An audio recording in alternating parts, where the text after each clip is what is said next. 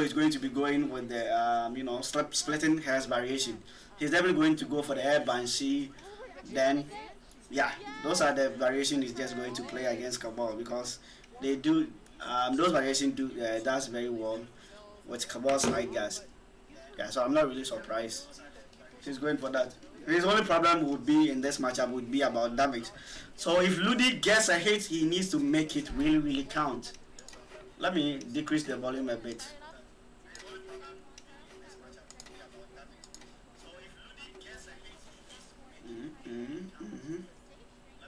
Let's go.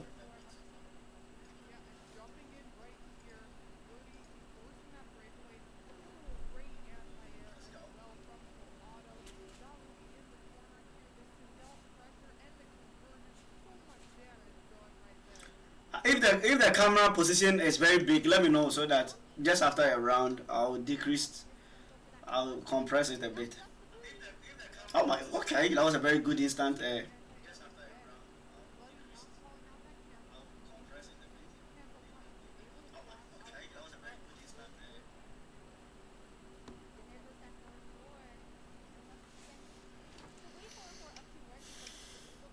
Oh, nice. He's not in the range.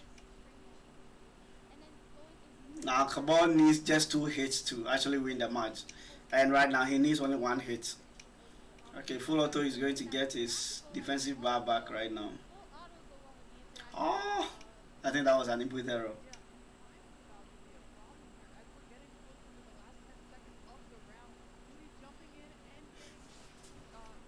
Oh, what's for breakfast?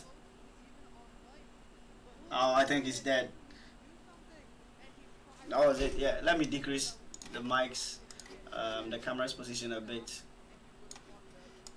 Okay, so this looks okay now.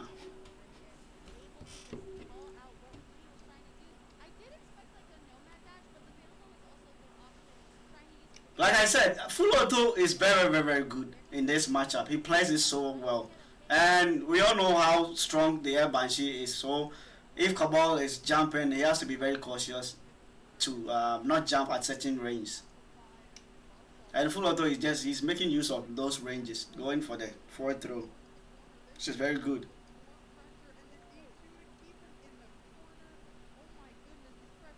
Fullauto is going to take the first game.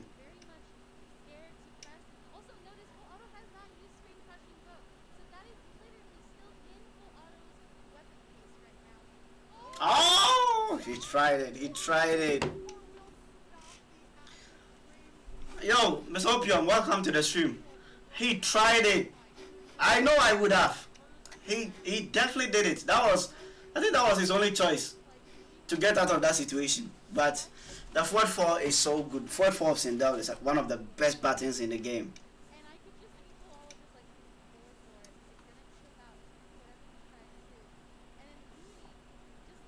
The current CEO champion.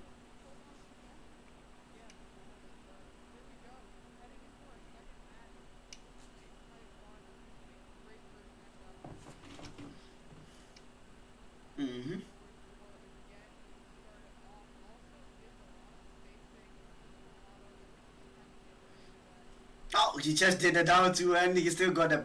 That's one thing about Cabal. When you swing that down 2 and it misses, he can always try and punish that with the air gas jump kick. That's how good that move is. So broken. That's what utility likes to use.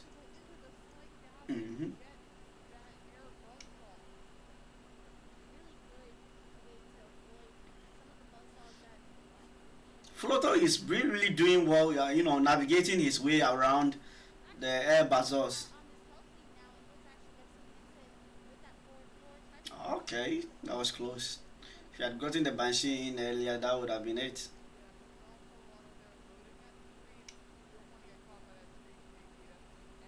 Oh, you didn't convert? Oh, come on. You need to be converting all of this. Like offline, saying, oh my god. And he tried to go for the back fall of Cabal's. And he punished it with a scream. The best crashing blow in the entire game. It's almost like a full screen. Oh, wake up down two. We take those. Oh, he didn't go for the OS. Wow, that was a very good conversion. I thought that was input error. I thought he was gonna mash. He wanted that KB.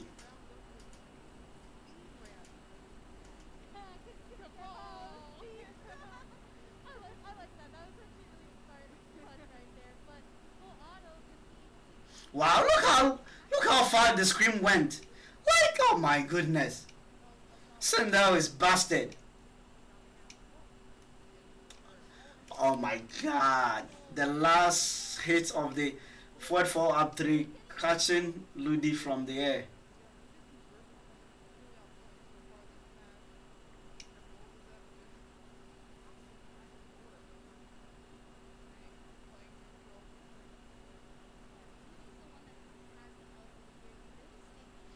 Okay.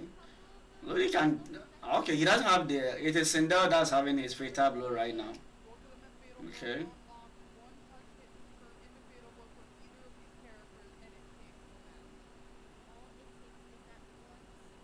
Ludi has to be. I knew it! I was just about to say it. He needs to be very careful.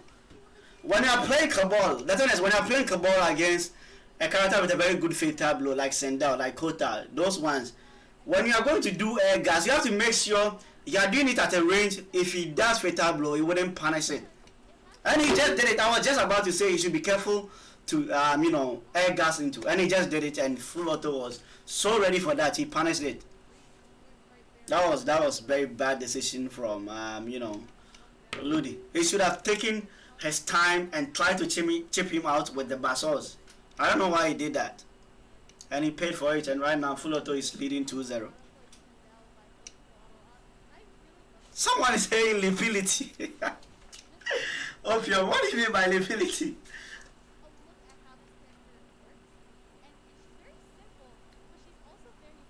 Ah!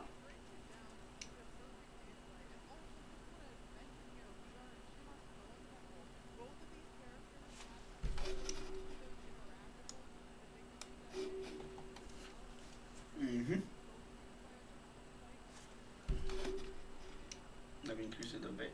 Is the game volume okay? I mean the actual commentary.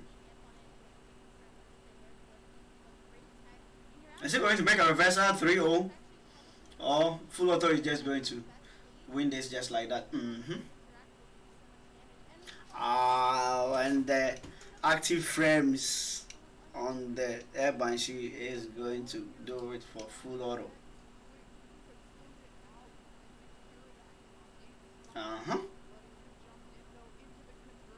Run away. 31%. You can't be doing those things against Sooneo. The forward 4 will always check all of those minor strings. Nice, let's go. 37%.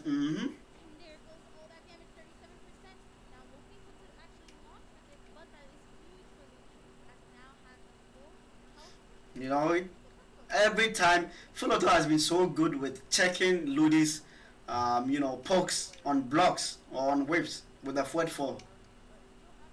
I always would check the opponent.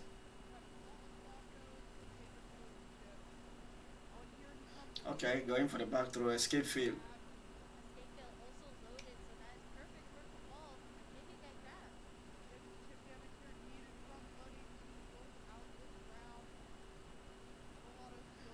If he gets the scream KB, that's going to be it. Oh, that was close. That was close. He had gotten it, that would have been 8 for Ludi. Nice tech. Trying to go for the crashing blow.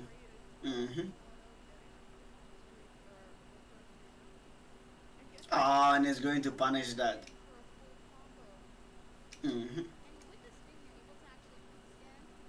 Oh my god. Oh my goodness. He tried to go for his KB with the Bazaar, and Fullauto was ready for that. Optimal. Okay, another crashing blow loaded. Escape field.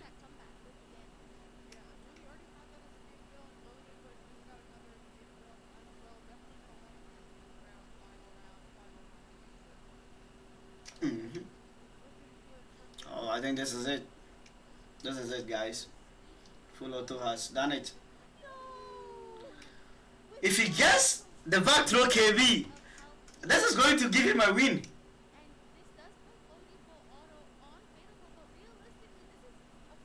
Why did he do that? Oh my god. And he's... Oh, he did it! They said it, the commentators cursed. And I cursed him.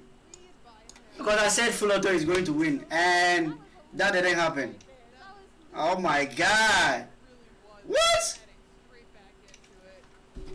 How did he manage to pull that back? Like, I have no idea how he did it.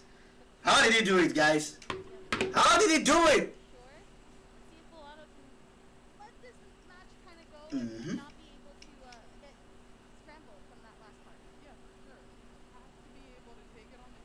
Okay, trying to go for a little shimmy there, but Ludi not falling for it. Oh, he's going to get a crashing blow. Did you guys see how it hit him? I mean, the hitbox of that string. Going for the wrist stand. Okay. And he's dead. Oh my god, this crashing blow is so busted. What? The hitbox is just so huge. I really do hope Sindel doesn't return in MK1. I hate their character.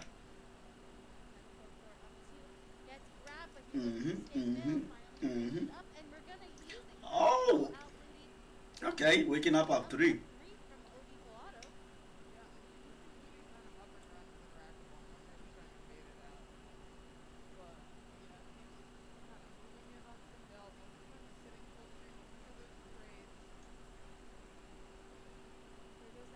Oh! If Ludi had committed, I think he would have gotten the KB, right? He probably would have punished it on time. If he had gotten this a little bit early, he would have gotten the Bazor KB. That could have done like 37% free. Oh, okay, nice break. He didn't get it. Why did he go for that more break? Oh my god, what is Ludi doing?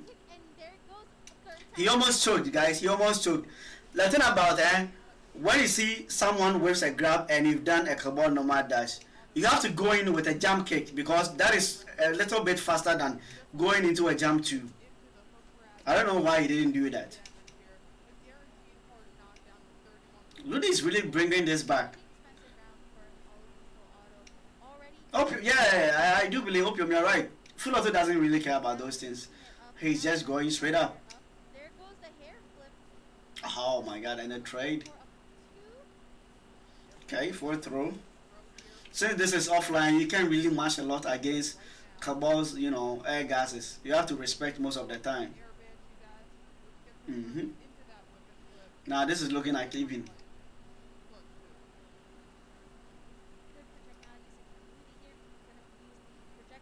Oh, that was close. Okay, this is offline. They will always block it.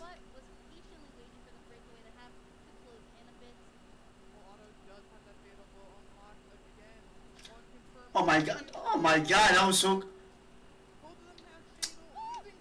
Oh no, Ludi! Come on! Why did he go straight up into the armor break? He was thinking about it. And he was very, very, very late.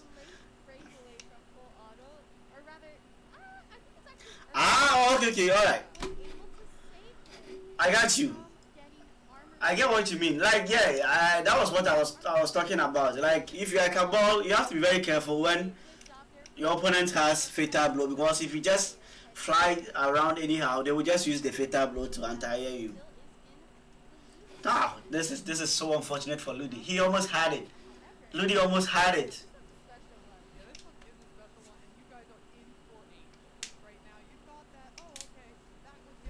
So which game next? This is done. Fullauto just won it 3-1. And we have the twins, ScorpionProcs versus Sooneo. Oh my god, this is going to be amazing.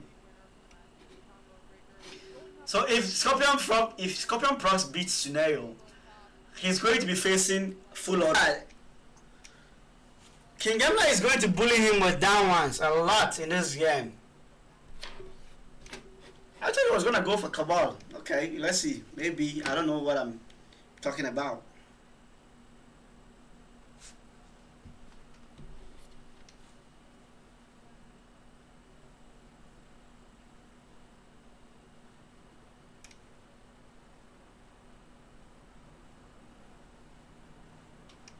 Alright, let's get it. KingGambler versus Euphoring. Both in the USA.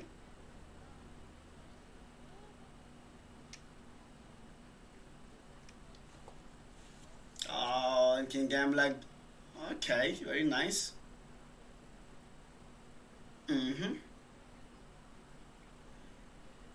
Oh, KingGambler trying to down two. They could have just punished with 1-2 after blocking the overhead. Yep, like I said, he's going to check a lot of Terminator's buttons with down ones. Do you guys see what I was talking about? If he wants to do a reversal, he has to check KingGambler with back one. Why didn't he go for 4-2 fatal blow? That is the obvious move. And he's dead. Oh my god! That was a very good comeback. Wake up, teleport into 4-2. 40%, just like that. Only one hit into fatal blow, and they did 40. Okay, nice jump over the command grab.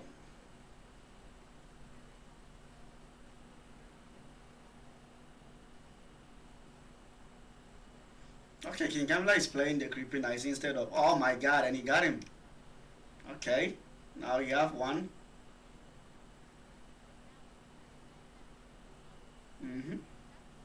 Euphoring is really playing very well. Damn. KingGambler tried to out, and that's going to be a very big damage. And Euphoring is going to take. Okay, he survived. Okay. The thing about Sub-Zero is, even though he has a 6 frame down one, the down one is so, like, it is so small. The hitbox is so small.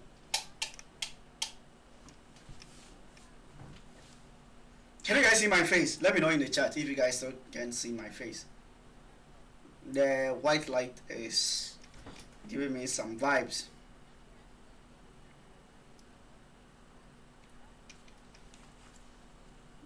Oh, that was a flawless block attempt and Euphoring knew it. Okay, nice reversal into the I'll be neck break. Is it neck? Back breaker. Yeah, sorry. Nice jump by nah. Terminator has one of the worst jumpings in the game.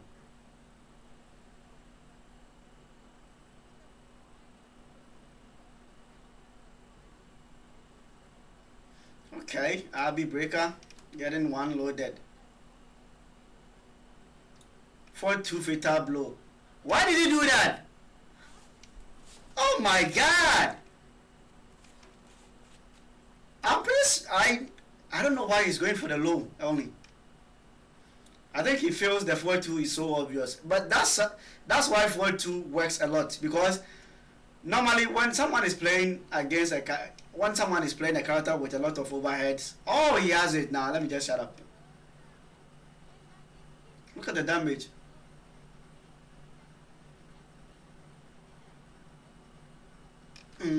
What flawless? Oh my god! Euphoring is gaming. Wow. And I thought he was going to go for the Cabal, and that's going to be a very big punish. Oh, and KingGambler jammed. Oh my god. He's going to get a punish again. Gambler didn't get the crossover. I think after this match, Gambler will switch to the Rising Ice variation.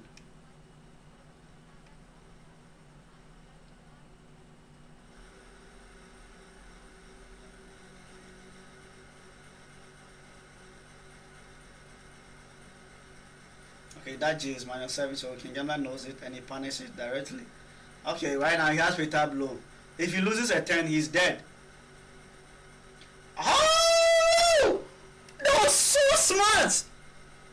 Not gonna lie, that was very smart. Wow, Euphoring is 2-0. Oh my god! Whoa, guys! Whoa! I think Gambler is going to go straight up to the Rising Ice variation.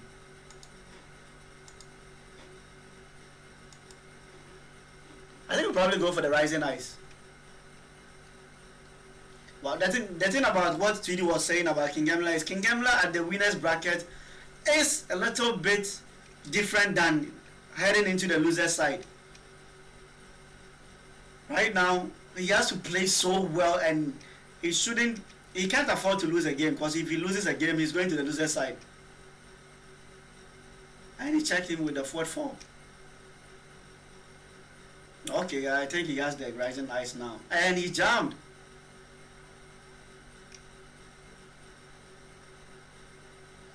Oh my, Euphoring is gaming right now. Oh my god, this is game. And he's on match point. What? And they said Terminator is a top tier character.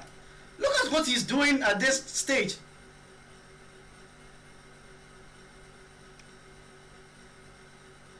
And he blocked the overhead. I think he reacted to it. And he's gonna get a glassing blow too. 38%! I've never seen that come up before.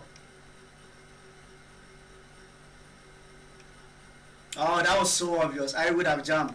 That was very, very obvious. I don't know why he did that. Yes, like I said, he went for the Rising Ice. He wants more damage.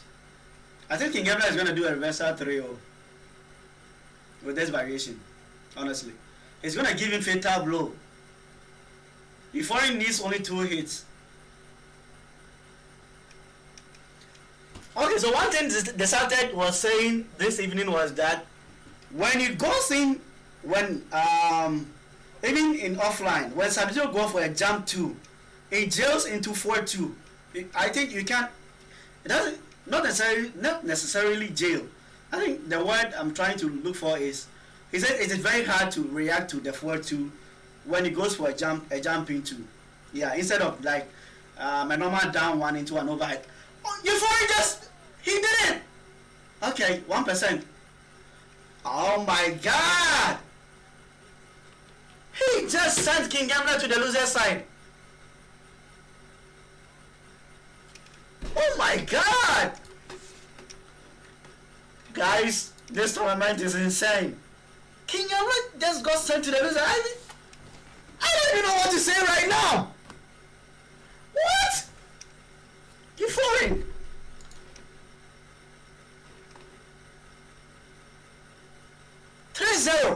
Against KingGambler. Nah, this is insane. This is insane. Euphoring is gaming right now. The kid is gaming.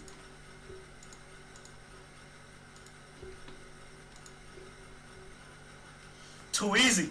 This is a guy that attends every single event. I mean, every single event, you'll see Too Easy there. That's how he really likes to travel. So he was able to beat Gerard 3-0. So to make it to the winner side of the bracket, let's see if he'll be able to cause an upset against Nicholas.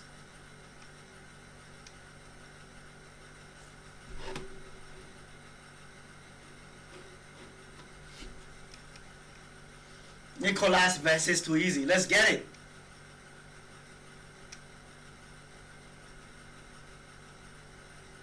Why did he block? That was so plus. He could have down one him. Oh my god. Nicholas knew. He knew it. So he just went down one on block into down. Oh my god. He tried to go for another flawless block attempt. Oh, this is going to be it. Yep. He's dead. You are no challenge. Yeah.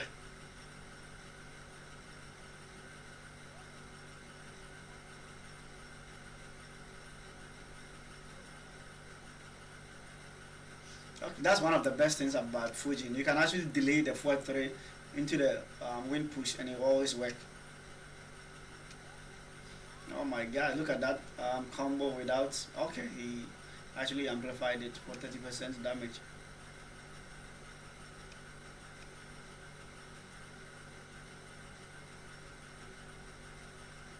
Okay. Twizy is going to have fatal blow right now. Yep. He only needs 2 more hits to win this round. And this is death. You can't do anything about this.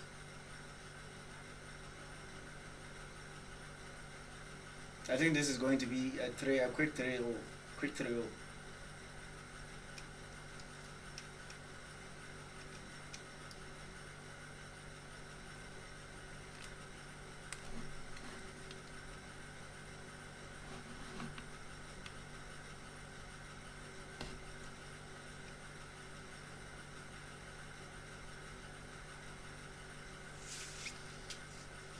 All right. Second game. Let's get it. Down first slide. Let's go.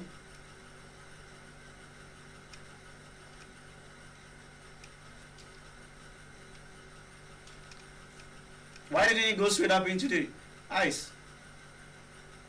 It always work. Delay 4-2. The decided special.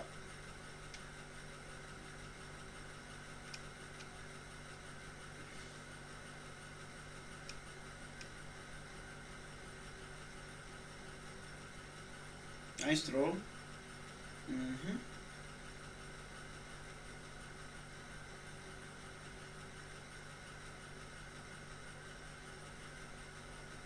Yeah, that's it. It always works.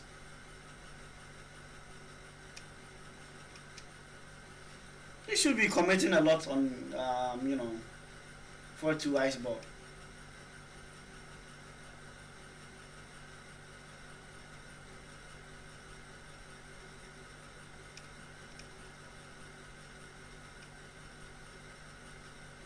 Okay, nice whip punish. Nice, like I said, delayed 4-2 always works. That is why the Saturn is going to do a lot better with Sub-Zero at Evo 2023 if he managed to attend. Because he knows a lot of the shenanigans with Sub-Zero, yeah. He really knows how to, bait opponents with the mix. He can go delay 4-2, short off 4-2. Like, he's insane. Why did he do that? Like, come on. Twizy just killed himself.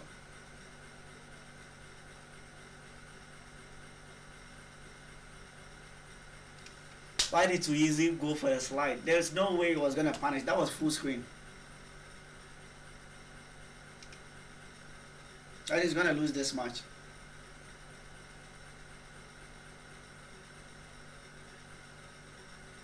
Nice block.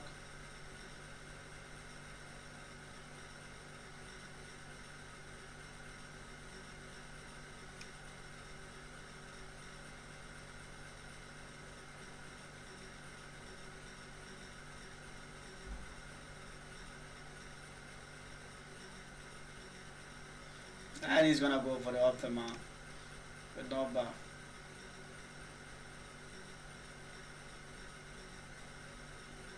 Okay. And he's gonna wave. Wow, he tried to press.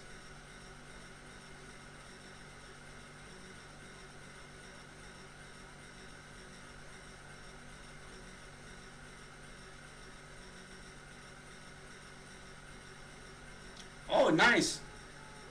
What did he do? Oh my god, too easy. If he had gone for a little bit damage, this would have killed.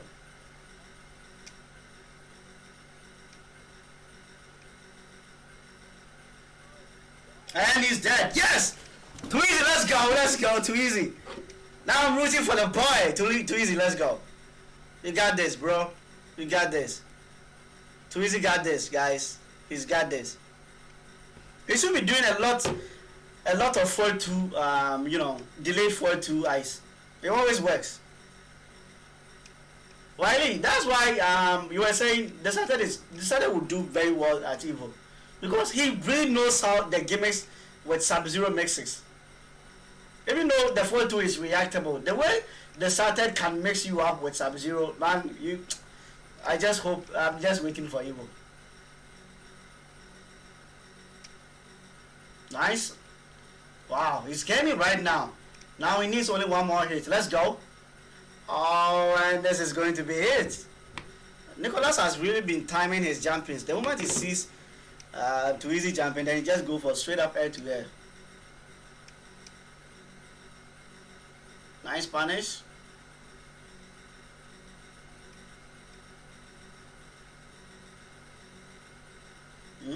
Optima. 30%, just like that.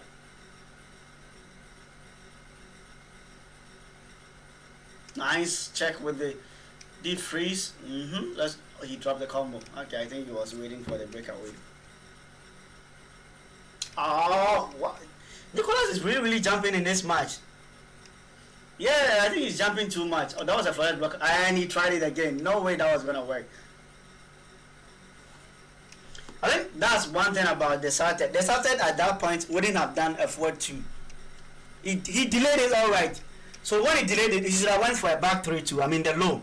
There was no way Nicholas would have blocked that, because he had conditioned him a lot with delayed forward 2s. So a back 3 or a low would have worked perfectly for him. That's how I feel. I mean, Evo is going to be insane, because I believe Takinada and the Sartet, they are going to play very well in that tournament, due to how they are able to mix opponents with Sub-Zero.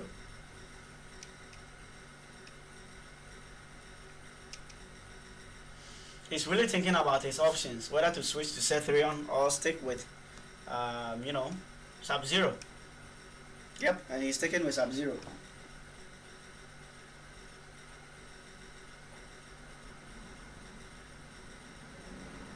He's ready for that.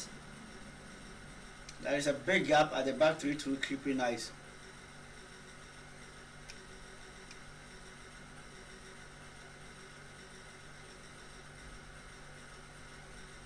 Wow, what a combo. Twizy trying to down 2. And this is it. Match point.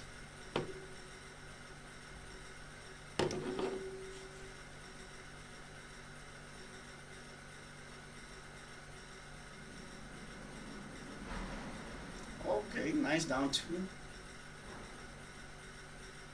Hey, he's ready for... Why is he doing that? Oh my god, nah, too easy. He just saw this match. He just saw the match.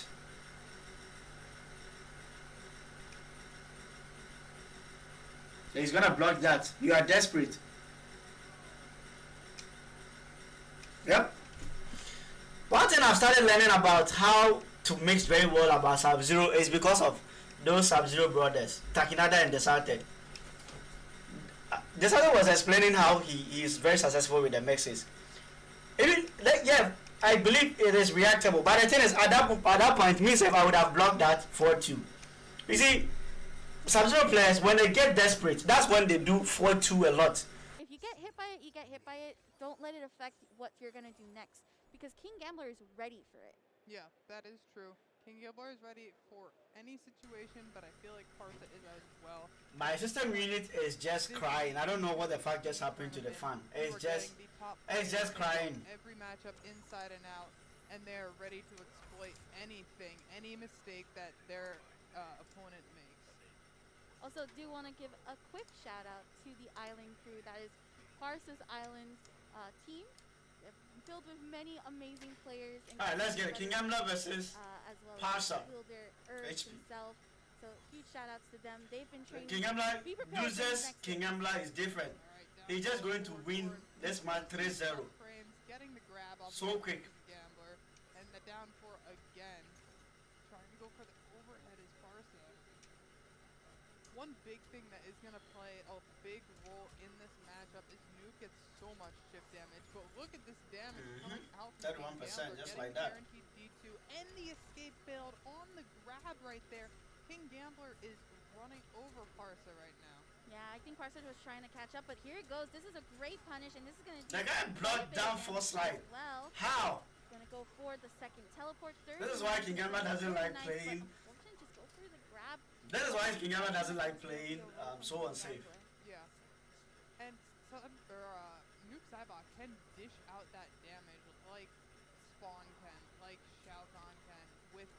one bar, he can get 40+%. And so he can definitely make comebacks quicker than Sub-Zero is going to be able to. There's also so much chip damage on that Shadow side. How are you timed out? Who timed you out, Opium? This is a great opportunity for Parsa. Look how he is just playing this neutral and using the slide to kind of keep away. Also, did me really time you out? not to get caught I don't think I timed you out. Let's try to go for the high button here. Oh, you mean I should be timed out because I'm saying there's the block right there from the Moss. And Oh, Gorgeous here, and actually King that's sorry about that. Damage, but no, drops the combo. Yeah, I don't even know that who have made a mod in my. Here from Parsa just needs one more confirm, but I'm going to make you as a mod. Don't worry. Like that, and he is going. I'm making you a Wiley as moderator. The last hit.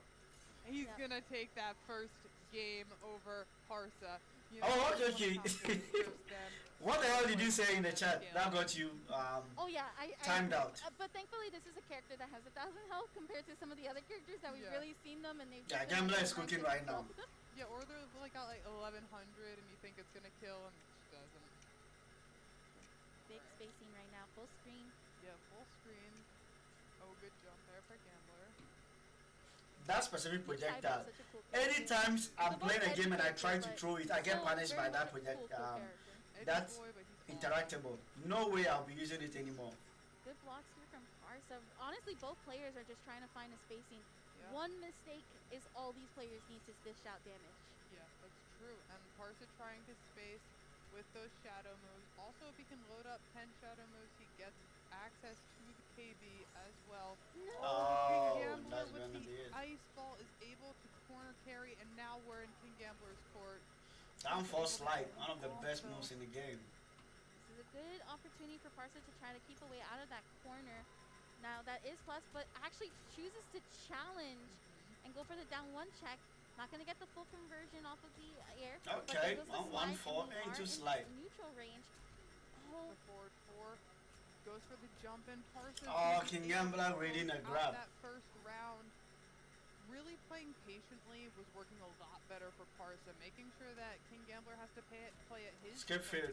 But KingGambler is able to get that escape failed on the throw, which is a huge win condition. Why is he blocking? No way KingGambler is going to use that. He's going to use the overhead when he does a cross jump like. But there goes that overhead, and now KingGambler able either he knocks you down, or he's going to do a jumping overhead. That's how KingGambler plays his Sub-Zero offline. And just checking. He plays it very safe. Strings, and he's able to get the ice ball. This is going to close out the round for KingGambler. And Parsa is starting in the corner. He's going to need to use this moment to make space to get out of the corner. Oh wow, KingGambler just dashed up and grabbed, and because of the fact that it's a back throw and the crushing blow was loaded, just chose to use the crushing blow. Yeah, I mean, I think that was the smart idea. And he's going to eat 23%. Parsa using the breakaway. Oh, and he read. On the high as well. Double D2 going to be the best damage there for. Look at the damage! Just right now, 50% of his health is gone. KingGambler to use the breakaway option right now, but Parsa is also playing really good. Both health bars still even here. Yeah, Parsa going for that launcher, not quite able to get it. But instead, oh my God, 25! I thought he was gonna go for the down to the down up. I mean the top. Oh, my brain is so fucked up. But there we go, now. Parsa able to get his own slide, and now it is tied 1-1. 1-1. Let's go. We have. I thought this was gonna be a free 3-0 right now. I just said no. Why do they have max on? Outside of brackets, there is no more chances. This is how they have to get to top 8. Opium. Yesterday I said the same thing, but I didn't say it on the stream. I was watching from Twitty stream. Yeah, I said the same thing. I don't know why they still have the max on. Non-stop in these it doesn't make any sense. Tournaments that have been happening, and this is one of the last 2 majors for Mortal Kombat 11. You have Parsa, who's also been grinding as well. These offlines, it is just nobody's going home happy, to be honest. The guy is really gaming with Noob Cyber. Look at the movement. Gap here, looking out for that okay. Ready to block. Gambler mashing. Gets the back throw. Down 4 checks. Good flawless clock on that chip Nice as throw. well. Not trying to eat the chip from the slide. And Gambler is just going with Throw City here. Wow. Definitely throw. Okay, nice back three into the Parsa slide. able to win the air-to-air. And now this is about to be a battle of Free close, slide, but yep. look at this reverse. Gambler being so aware he didn't have back to amplify. Nuke Cybot's slide. Yeah, and Gambler able to get the ice ball in the corner as well. This is not going to be enough to kill. The D2 is going to get Parsa out. Oh, he died. Nah, no way he was gonna grab at that moment. Is going to close out that round for KingGambler. Oh my God! Look at the damage. And Parsa is going to take full advantage of this, even though KingGambler broke away. Oh he's my still God! at 30%. The cyber staggers are so good. Like you can just stagger and backdash into back three, slide. So if your opponent tries to Oh, match, but then again, there goes that he reversal needs to punch. be KingGambler aware that already showed that he knows KingGambler how is to always punch going the to be slide. ready to And block the Parsa slide has to be once. careful. Goes for the Oh down my two God. attempt and gets He the died perfect blow. always. And this is going to be all the damage that Parsa wrote, and we are tied round to round. Yeah, heading into this third Wow, round. Parsa is gaming. KingGambler does have that slide KB loaded. Both of them have Fatal Blow unlocked. This is going to be a really close battle. KingGambler getting the trade with the forward four. And jumping Okay, in. nice. Oh, I KingGambler like knew that was option. gonna To flawless prevent block. from getting frozen, Parsa decided to break away And- is able to at least... Did you guys see what I was talking about? That's how KingGambler plays his Sub-Zero. Forces the break. In offline, you only do 4-2 when he goes for a jumping 2, okay? Or you are waking up because that's the time blocking 4-2 becomes very hard. So that's when KingGambler goes to use his 4-2. That's very, very smart play from him. And that is going to go into the grab, though. Has to be careful. Flawless blocks attempts, but there goes the down three into the jump one.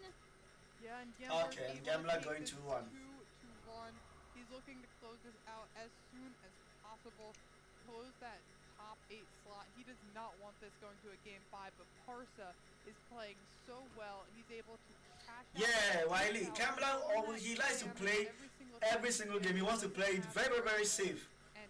That's the one thing about KingGambler. He always wants to play his games very, very, very safe. How Parsa's playing right I know, it's honestly really tough to see because Parsa's, like, I wouldn't even say nobody's doing anything wrong. Yeah, I saw that. He was just grabbing him when he realized the guy was respecting most of his attacks. He was just grabbing him.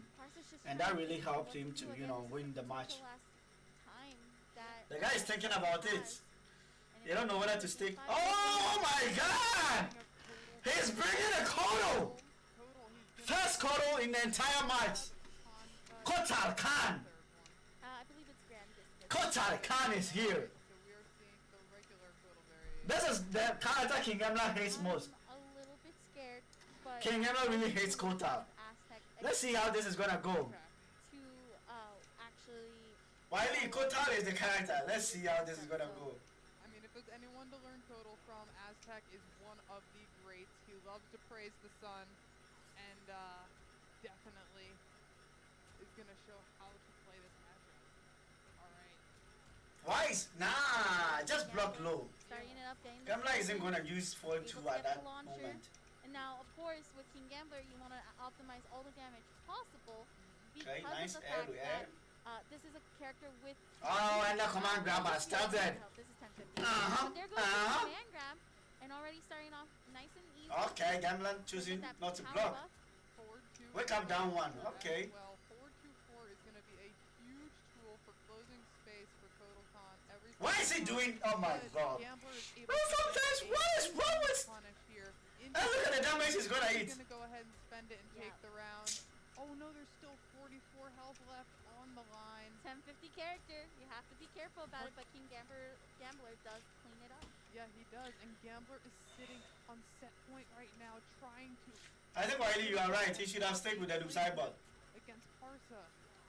Hey, going for that down 4 and then getting the command grab. Goes for the forward 2 into the Grand Discus. Yep, the 1-2 checks here from KingGambler. Jumps in, gets that back 3 into the ice ball, into the side switch. Gets the down 2 as well, expecting the breakaway. Great grab here from KingGambler to continue pressure. Gets the cross up side. Oh, and he Another tried Oh, side to switch. read for a grab. Keeps Parsa in this quarter. Not going to get the down 2 ender though. Yeah, Gambler takes that knockdown, better than getting tick throwed into the command my! Why did you use the fatal blow? KingGambler's gonna get scooped Oh, up. Parsa, I don't know about this. One overhead into fatal blow. Command And grab. he gets scooped again. Just the raw command grab. Parsa does it. They both have fatal blow. And now he's dead. This is Sub-Zero. Oh, the flawless block is going to. Oh my god!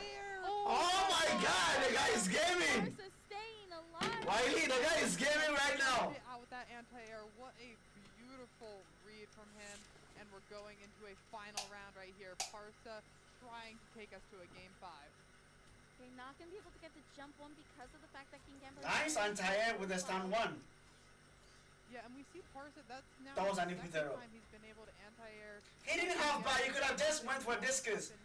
Oh my god. He's showing that that's not going to really be an option for KingGambler as much anymore. He should come. Yep. Look at this. Parsa has a huge amount of momentum, forcing Gambler into such a defensive area. And he's gonna use the crashing blow. He's dead. Stand 4, down 1, command grab.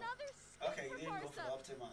This isn't going to be enough to kill, but it's so close for Parsa. And he tried to go for flawless block. Life to make up for. Why is he doing that? Oh my god! Momentum here. What is wrong with Parsa? He's doing the launcher, going for the full optimal, going to. Oh, he already cashed out. And he's dead. Oh my. Needle, he drops it. No, He's dead. Is this gonna be enough to kill? I think it will. It's a no crushing. Gambler headbutt! Gambler headbutt! He could have gone for Rising Ice! Oh my god, oh my god, oh my god. Gambler choked. Guys, Gambler choked. He headbutt, so he could have gone for 1-2, Rising Ice, into 2-1, slide, and that would have, oh my god. I really hope Gambler doesn't get eliminated by that mistake. We got this. I don't know how the players are breathing. There goes the 4-2 here from Parsa. KingGambler getting the reversal counter here with the slide.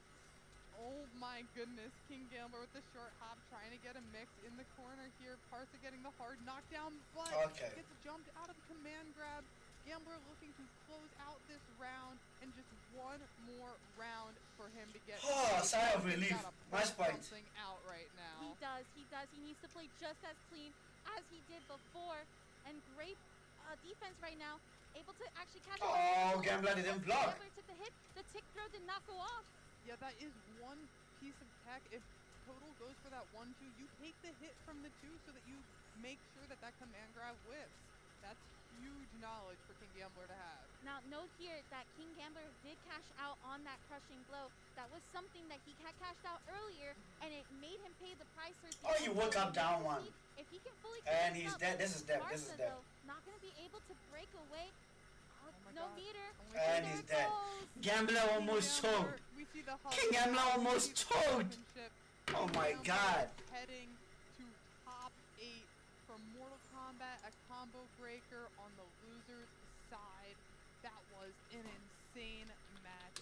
A little bit harder to win with in the offline space. I know the netcode for MK11 is fantastic, but there are still a couple of things around, as is the way with any online game, that some characters are a little bit stronger online. Sindel was one of them. Nightwolf tends to be another one of them.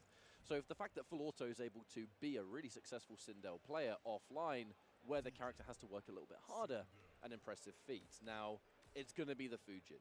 This is not a surprise. When you look at the characters that the Chilean twins can play, Fujin always there, Cabal always there, with a little bit of everything else mixed in. But I reckon, mate, it is time for our first match, winner's side. This is going to be one hell of a safety net, whoever makes it into winners finals. Absolutely. Go with the intros, Rock? Potentially. It just feels like an unwritten NRS player thing, doesn't it? Oh, there's no subtitles, right? So I'm just going to talk over him. But it is that time. Mortal Kombat 11, a lot of players. This is, for ComboBreaker, I think, one of the last hurrahs, because in a few months, that next chapter, but players want to be the final champion. That is an accolade going into whatever lies in wait. Absolutely. Good momentum started here from ScorpionProcs, who has a bit of a life lead now, but of course, life lead and Sindel, all you need is that one clean-cut hit with the Scream Crushing Blow, but then gets kicked into the corner by Fujin. Great mobility on this character. He needs a back one breakaway from Fullauto. And we're going to get an immediate KB into what's definitely going to be the round. Now, I've said it before, and I'll say it again. ScorpionProcs and Nicholas, something about them that makes them so ridiculously dangerous, it's optimization. If there is any amount of damage to squeeze out in any combo, no matter the difficulty, it's the fact that they can do it almost effortlessly. Fujin is a really popular character and he's super dangerous. However, he's got some much trickier B&Bs that you need to practice really badly to squeeze out more percent. They can just do it every single time. It makes such a difference. However, I'm even getting sidetracked with this because there's been a whole round taking place here, and Fullauto on the ropes in this first game. Absolutely, very strong start from ScorpionProcs. Has Fullauto down on his last legs, but fatal blow still on deck. Fullauto trying to establish something with those low screams. Duck the Skywalk, put himself in the corner, but then kind of sitting comfortably right now. Doesn't have to do a whole lot. Good flawless block on the scream, dash in. With punish. I mean, if you fight Sindel, you're ready for the range on that forward four all day, every day. Trying to go for a short hop over these projectiles, and it's going to be the amplified version, catching him off guard a little bit. And you know what? I don't disagree with this. Absolutely. When you look at the variation that Fullauto is playing, off that forward two string right there, this is kind of the highest damage you're going to get, and it sets up for a potential next touch to win the round situation. Having to go back full screen again, that's going to be a risk because you've got to be careful. And neutral jump straight into it. That's Fullauto now with a wonderful little comeback. And we've got to mention home crowd. There's going to be that advantage where, obviously I know he's not from Chicago, but my point is there's a North American in this bracket against the Chilean twin. Oh, and he used it. Fullauto tried to punish Great whip with punish fortune. into the crushing blow by ScorpionProcs and gets grabbed out of the scream. Not having any of that here today, sir.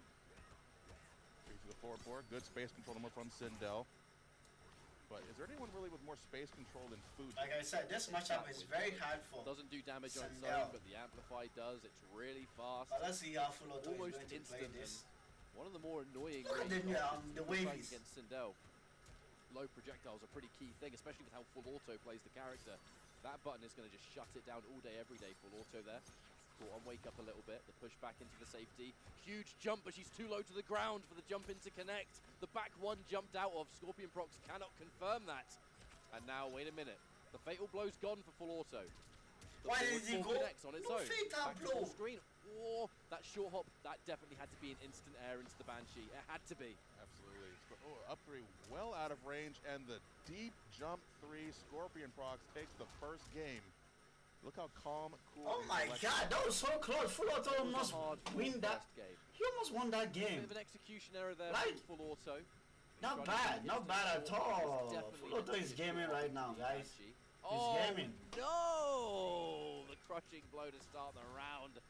You rarely see that come out Oh my in god, that this instance. Yeah, that's not ScorpionProcs, much man. round. Already down over half health, and it's just gotten started. ScorpionProcs building all kinds of momentum. Another dash in, Skywalk right over. Gets And another it's going to crushing be a blow crushing again blow. into the full combo. Optimization, you said it. It's got to be said. It's got to be said. Going for Flawless. a couple of walks from the Skywalker into the dive kick, like the crushing blow requirement is you take a couple of steps.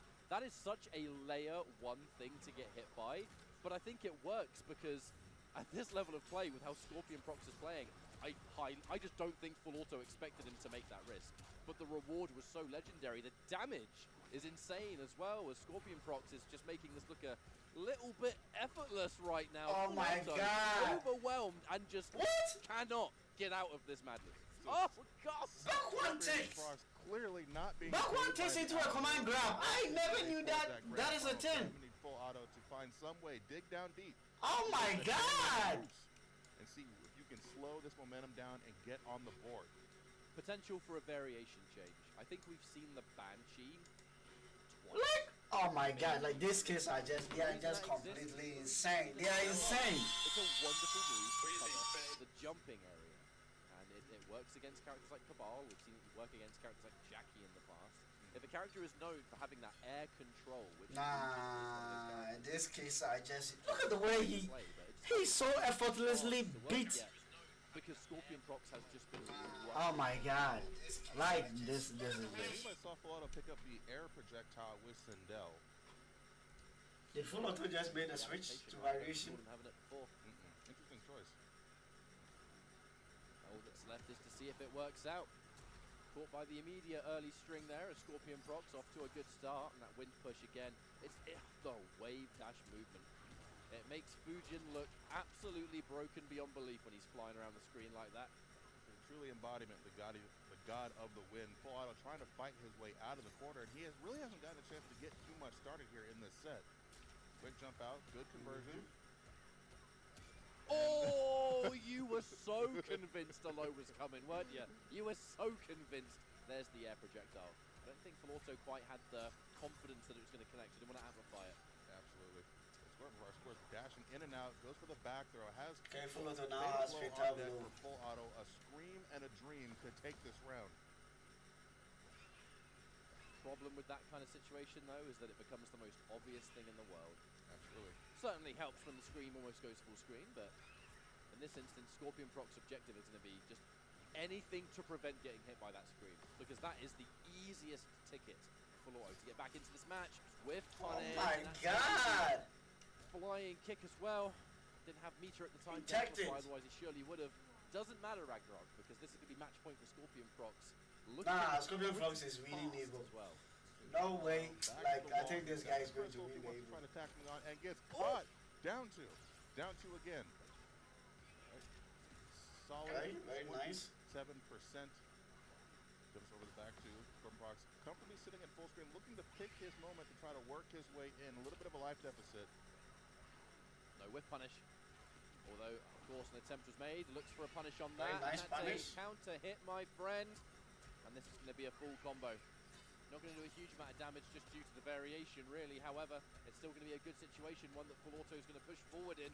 I knew I was going to Back-to-back press. buttons as ScorpionProcs opens up with a full combo here. The tactical side switch to put Fullauto in the corner. The neutral jump connects a little bit late. Definitely did not believe in that. Did not see, would have canceled into the projectile. Now ScorpionProcs trying to get something going, but Fullauto shutting it down, trying to prevent that 3-0 run. Wow. With the overwhelming offense of ScorpionProcs, the problem Fullauto is having is that he's having a fight for his life just to win a round. A testament to obviously the correct choice for the matchup, a character that's fast and nimble and doesn't have to worry too much about what Sindel has. Options to have the fast whiff punishment, doesn't let it get Oh, escape fail. Fullauto's doing the best he can given the situation though, and has an opportunity to get around or a game on the board against one of the clear favourites.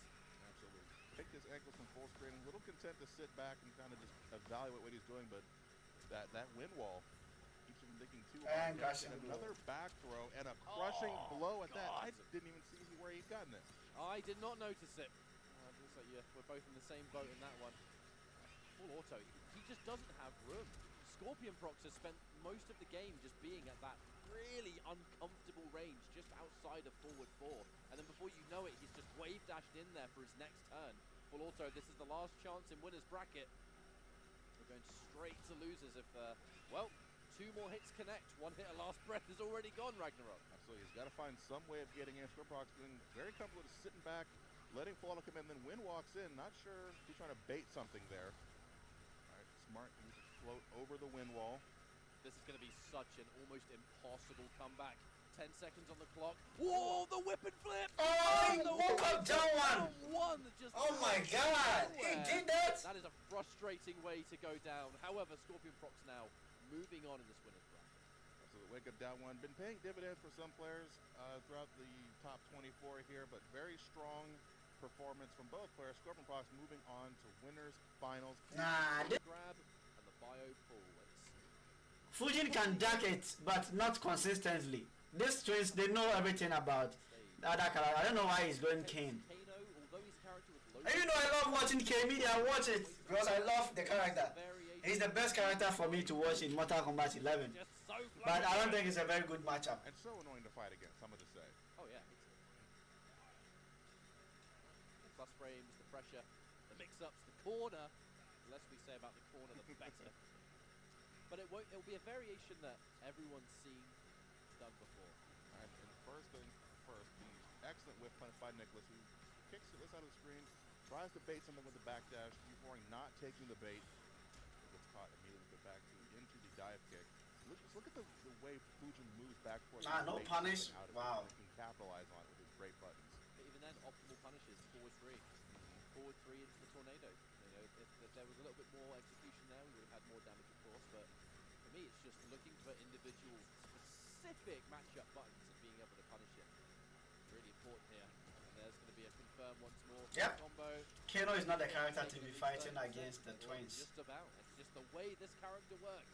And Nicholas, the key is always movement. You pointed out yourself. Absolutely. I like the idea of trying to use the tractor beam to pull Fujin out of the air, but it was too high up. It gets command grab, loosen up that back. On your boy, and he flawless blocked it. Good stuff, Nicholas. Once again, shooting in and out of ideal range, and then gets Back caught to for immediately. days. It almost makes you afraid to push a button against this character. It's just complete and utter matchup knowledge. You're against the Kano. The Kano has an opportunity to start momentum. And he's gonna What punish button it. Start momentum with forward one. Flawless block and wake up. Job done. Sorted it out.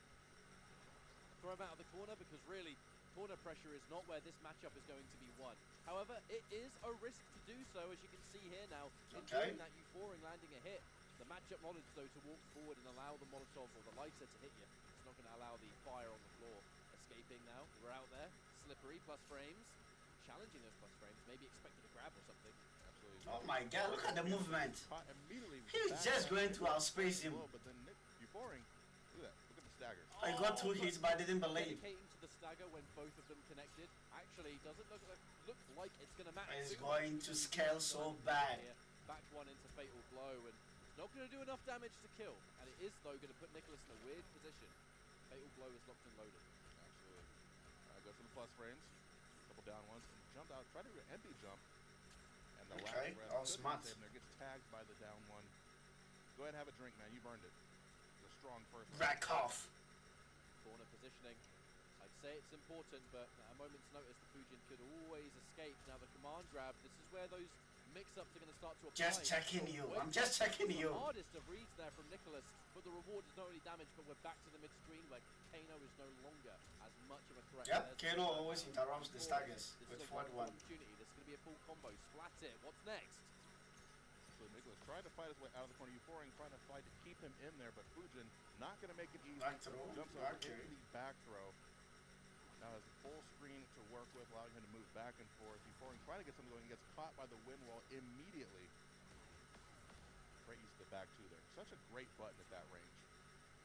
Overwhelming and hard. Euphoring is doing very well in this matchup. Not gonna lie. Play this real patiently.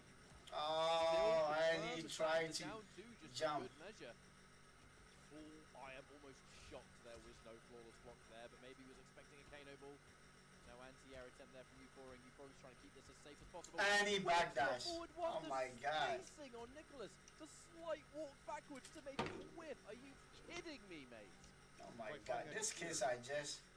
I've heard people make that comparison before. I genuinely have. I've heard people say about these two, and I always refer to them as a double because they just everything about their journey is together.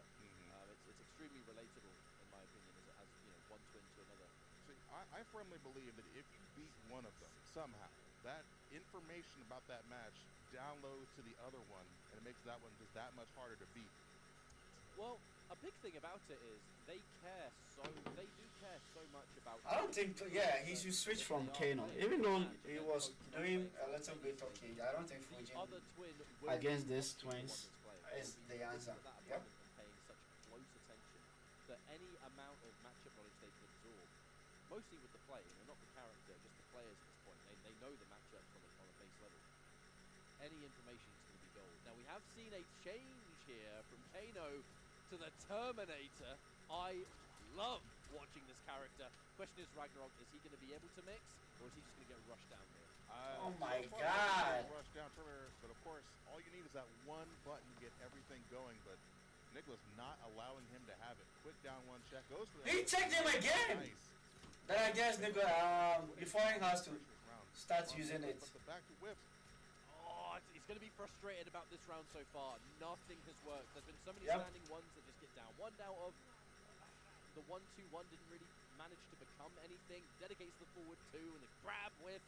That was a disaster, but if there's one time for it to go wrong, it kind of has to be now. The punish. Are Oh you my kidding god. me, mate? He's just got everything. The knowledge. Knows the character inside and out.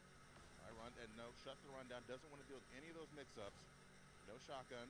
I do fear that Terminator's shotgun's going to be far too slow, but It's there. It's the low kick that everyone makes fun of, but works as one of Nah, the best. these trains are just completely different. Love it. Hey, look at the way they're playing the game. Down to where this is. Oh my god. Euphoring, gotta get some. Okay, Commander. All right, here we go. Here we go. This is how it starts. Terminator is not the This answer. how it starts. Look at what he did. That's how it ends. For now, potentially, it's a hard question to answer now, though, is does Euphoring go back to Kano? That match did not really give Euphoring enough information, I think, to decide if Terminate's going to work. The first round was a complete disaster, and the second round, hard to get. What is wrong with this case? Like, what the fuck? Guys, nah, I'm so confused. He got some Like- going. He was able to at least contend with Ujin a little bit, but Terminator got shut down almost at every turn. Terminator definitely a character that lives and dies by the mix-up, especially with that variation, with the I'll be back breaker, the running man. Actually, all right, Okay, Cabal. 3 games, 3 character changes. Cabal, in theory, could be a good choice, but it's not going to be a matchup that's going to catch either of these off guard. The floor is lava. Infinity Charlie. The way Nicholas played this game, I'm so like. I take back whatever I said in the afternoon. To make this count, Like the way the guy is playing the game is just back into this match. What? The instant jump one. Oh my god.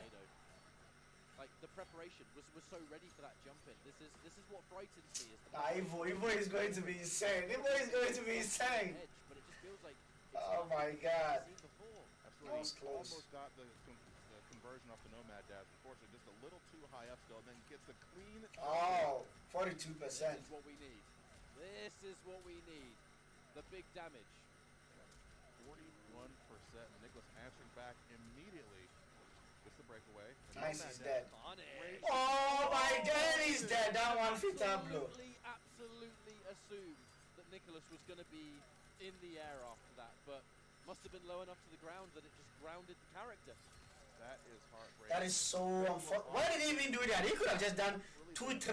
Any of the matches so far. 2-3 into the armor break. That would have killed. Keep the head of the game. Oh my god, that is, oh my god. I feel for Euphoring. And there's I feel already for got the so kid. much work to do now with Nicholas on match point. The preparation for the jump in, the instant Skywalker. This is kind of what I was worried about. They've seen this before. They've played against this before. And clearly, the pressure is nothing to Nicholas in this situation. Absolutely good tech on the back throw attempt, but Euphoring fighting on his last leg now. You got to be able to get something started. Trying to work his way in, using the saws. All right, and try to. Oh, he blocked! Oh my god! Oh my god, nah, I can't. In this case, I just, they're out of this world. Nah, they are going to, oh my god, they are going to win the Evo. Every step of the way, and it's looking like a comfortable victory. I just can't! Look at the way they plays the game. There's just an insurmountable amount of work to get this done. And he got Shimmy. Couple of dashes into the back one, and Nicholas is insane. I'm starting to realize that the way he played this game, I don't know if Euphoring is just not to that level or he's just that good. It's looking a little bit like a rerun at the moment, but I just think the RoboCop, I don't see him needing anyone else right Right, I don't either. I mean, Yeah, all these matchups. You know Ludi the wins this offense match, the ball, in my opinion. and what do you say? Oh my Tie lord. bots suck. All right, that's, there's some lore. There's some lore on that one. I'm gonna need that one explained to me because I don't. The thing is, I could try and explain the significance of that, but I might be completely wrong. I believe Tybot is the last name of 2 specific players, if I am correct and my memory serves. And I can only imagine there might be some beef with them. Either that or it's all a good laugh, but you know what? It's impossible to say over on this desk. But you know what? I'm sure we'll find out all about it on Twitter in the next hour or so. So I'll consult it during my break. I'll have my tea ready. There we go. So yeah, Robert Copper, what a guy. In them, so the damage really adds up quickly with his build of the character. And not just that, but the amplified, the amplified spikes, the gas trap. Okay, he's just flying around in the LOCP chat. This matchup is going to be so intense, not gonna lie. Because most of the characters will be flying around. The grab is a threat, the mid is a threat, the mid RoboCop, the ability to have custom variations helps him so much. Someone like Sooneo, a master of zoning characters. This is a character that was almost made for his. Absolutely. From Mournful Katana to Oh, start up down one, start up dash. All Let's over go. the top. If the character has good zoning, you can be sure that Sooneo is going to take a look. Speaking of which, though, the opponent, Ludi. Ludi's going to be hungry for this one, and we're already starting to see a lot of short hops. The out-the-air down one. Sooneo perhaps might not want it to overcommit there. The threat of a breakaway perhaps might have been on deck. Spending a lot of meter on that amplified rocket at the moment, but no such success just yet. Okay, was that a bait? Anti-air. Great call out with the upshot, but Ludi answered Wow, back the light is immediately. really making me feel uncomfortable right now. Jump in. Full combo now. Ludi's going to turn this into a bit more damage. Spend the meter. I'm so tired, guys, not gonna lie. Super tired right now. That would have been a really good knockdown. Has given Sooneo range to work with, and even though he is quite low here, RoboCop can still win if he plays his cards right. Absolutely. The High Rocket doing a good job of keeping Ludi somewhat grounded in the matchup. Not getting jumped quite as freely. Good push back on the meter for Rocket. Goes for the parry. No dice. Down to the last breath. Okay, nice jump. That was very good. Cross up jump 3. Interesting thing there is that if he had held the shield down the first time, that down one would have lost to it. I think Sooneo just tried to go for the same thing again. And you can see the importance of that wrist cannon. In a matchup like this, RoboCop is a tall guy, right? And he fires that. Yeah, space the I'll 4-3. explain it in a minute because there's a full combo that a breakaway and a Oh counter my hit. God! Oh my god! Look at the damage he's going to get. KB launch into even more damage. Ludi's going to try and keep this nice. 49%. There was an avenue to get more damage there, but oh my god! It's been 3 KBs so far, and the round's only just started. Back-to-back crushing blows into the down to chin chucker. Great whiff punish from Ludi, getting the full conversion here. 24%. And he's dead. Quick jump in. Wow, Ludi's gaming. And Ludi taking the first game.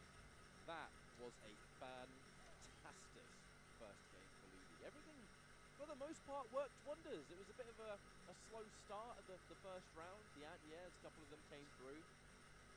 But it was the confirmation, you know, just the mobility, making a lot of the right calls. It's that classic matchup. You have a character that wants to move around a lot and get in close, and you have a character that wants nothing more than to keep you as far away as possible. And that's the wrist cannon. It's what I was saying before I was rudely interrupted by the KBs.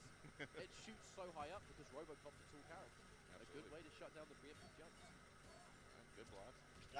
Why is he not blocking? Oh, spends the He has to block it. RoboCop has a 10 frame made, always. Either that or just made He can clip you out of any minor strings. One that almost looked punishable, but only just not, I suppose. Absolutely. Sooneo sitting on a pretty comfortable life there now. Gets opened up, but no. I don't know if Gambler will be able to make it Thrown back to the other side and face ScorpionProcs. Even though I'm really hoping we get to see that match. Let's see how that will turn out. That was a mistake from Sooneo. Absolutely, surely wanted the air charge. I know that execution drop's been plaguing him all tournament long. Oh my god, that was close. Anti-air, no dice. And ducks the high rocket. That should be the round. Absolutely. Ludi would have had to do something spectacular in regards to messing up to drop that round.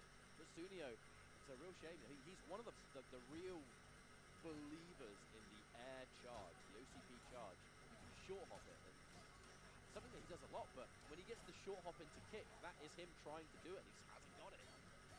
Absolutely. He goes for it a lot when he tries Oh, to that is. Oh my god, Ludi was so ready. And then uses it to immediately kick you in the face. It's going to be a big knockdown in a situation for Ludi. Everything's kind of working wonders for him so far, as Sooneo's now going to push forward, side switch in the corner. Again, trying to stop you from preemptively just going for those jump-ins. It's a great backer from Sooneo. Now gives himself the full screen to work with. Exactly what you don't want when you have him to fight RoboCop and navigate the minefield of his projectiles. It's the danger though, Ragnarok. You can't afford to trade when you're low on health. Sooneo's doing a pretty good job so far, but Okay, nice game by amount Ludi. of these projectiles that you trade now is not good news. Even that trade, if they had more health, it would be much better for Sooneo, but now it's not. You've only got basically 20% left. And you cannot get hit by anything right now. 30 seconds on the clock, that's not going to be enough. Okay, that was good, that was good. That was so good. Acknowledges that it's high Very enough. nice, Sooneo. The Ed Boot 209, make your guest appearance, mate. Hello. Such a great opening. You have 27 seconds to comply. A Great anti-air conversion from Sooneo, getting on the floor here, tied up at 1 round apiece. I believe Ludi still has his fatal blow, though. I believe so. Oh, that's Oh a big my jump. god, And that the is going to perfect read on the breaker. 32%. And that's just going to get spent. Spend it, spend it, spend it. You're not going to get any more opportunities. If you make it a quick round, Sooneo. Oh, that could have been a big whip one. Why is he not blocking after the string? That is minus 4. To point out, we've been talking about the different moves that Robocop can take. We were talking about the gas grenade. Hasn't been taken here in favor of the more traditional projectiles. Clearly, an idea of zoning and not wanting to be close range here. Sooneo, an opportunity to do something. Absolutely. And Ludi was running away with this, but Sooneo has found a way to kind of slow it down. And he's dead. He gets hit by an immediate jump in. I don't think that forward. I don't think that forward one was intentional. Why would he do it at that range? Did he try and do back forward one? I don't want to be too, I don't want to be too conspiracy theory on that, because I don't want to be like, oh yeah, Sooneo can't do inputs. Of course he can. But in tournament, the simplest of inputs in the heat of the moment, they can run away from it. And if that is one of those cases, it's good that we're going back to character select. This is either going to be a variation change or just a chance for Sooneo to just collect himself. Let's have a look. What's it going to be? The low auto 9 is surely a given. Yeah, that's an essential move. What's he taking? Cannon once more. So that's 2 moves that he's taken already. Ah, looks like that's the play. Swapping the grenades for the gas grenades and the anti-crime spikes. Interesting choice, but Sooneo has found a way all tournament to keep his opponents locked down in those spike traps, adding, of course, the damage over time, which stacks up a lot quicker than you think it would. And I think just the utility of Yeah, utility. I think the only sad thing about this, about what you are saying, is the game has so little time left. Because it's MK11, after MK1 comes out, MK11 is going to be done for. So for now, you just have to, give yourself just a little bit of time and wait for MK1. Then you go all in, because MK1, everybody's going to play the game seriously, like it is their last time on Earth. That's how I feel. Oh, there's a KB, so he'll take that. The kids just plays the game so well that it makes it so amazing when you are watching them play. Like, 27-30. nah, these kids are amazing. The beauty of Cabal's combos, they just keep going up and up and up. Big jump in, but doesn't manage to fully connect it there, recovered in time. Escape failed on the throw. It's unlikely Ludi's going to need to actually spend that in this round, so having that locked in, another escape failed. He went for the smart throw direction, throwing him towards the mid-screen. It's less likely to break, and that's a match point for Ludi with a KB on the throw, locked and loaded. Absolutely, all resources still on deck for both players. Trading pokes. Ludi slowly working his way, and using the EX buzzsaw to slow Suneo's zoning attempts down. Oh, look at the damage, 32%. Oh my god. Oh my god. Just like that, and a sweep. Short hop into the sweep. Can't say I've seen that in a hot minute. It's that time. All right, wonderful throw tech. That's going to undo the crushing blow. If Sooneo had any breathing space, that's it. He needs to do a lot more work. So I think that this kind of stage would be kind of a hard pick for Robocop, because now he has to contend with the ball jumping off the interactables in the background in combination with the air dash, and it just makes it that much harder for him to try to shut Ludi's movement down. Suneo's going to do everything he can, but at the end of the day, Cabal feels like he's going to get in eventually, especially with how Ludi's been playing. Why is he jumping afterwards? You have to hold block against Robocop. Because if he checks you with 4-3, you're always going to get hit. This is Suneo's chance, though. He has Ludi locked into the corner. He can't afford to let him out, but then... Okay, very awkward standstill there. Good blocks. Gets caught by the down 4, slowly working his way back in. Nomad dash. Another jump 3, paying dividends for Ludi. Suneo's last chance gets the 4. Suoneo is dead. He's dead. Ludi just qualified. 10 seconds on the clock. I don't know if he can do this. I don't think he can. Nah, even if he hits him at this point, it's done. There's nothing that can be done. That goes for the... Not down one, and he did free tableau.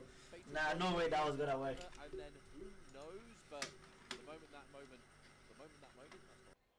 I'm pretty sure Too Easy entered, I think, like, what, 7 games this weekend? It would not surprise He's me. a grinder. There's no other way to describe it. If a new game is out, Too Easy's playing it.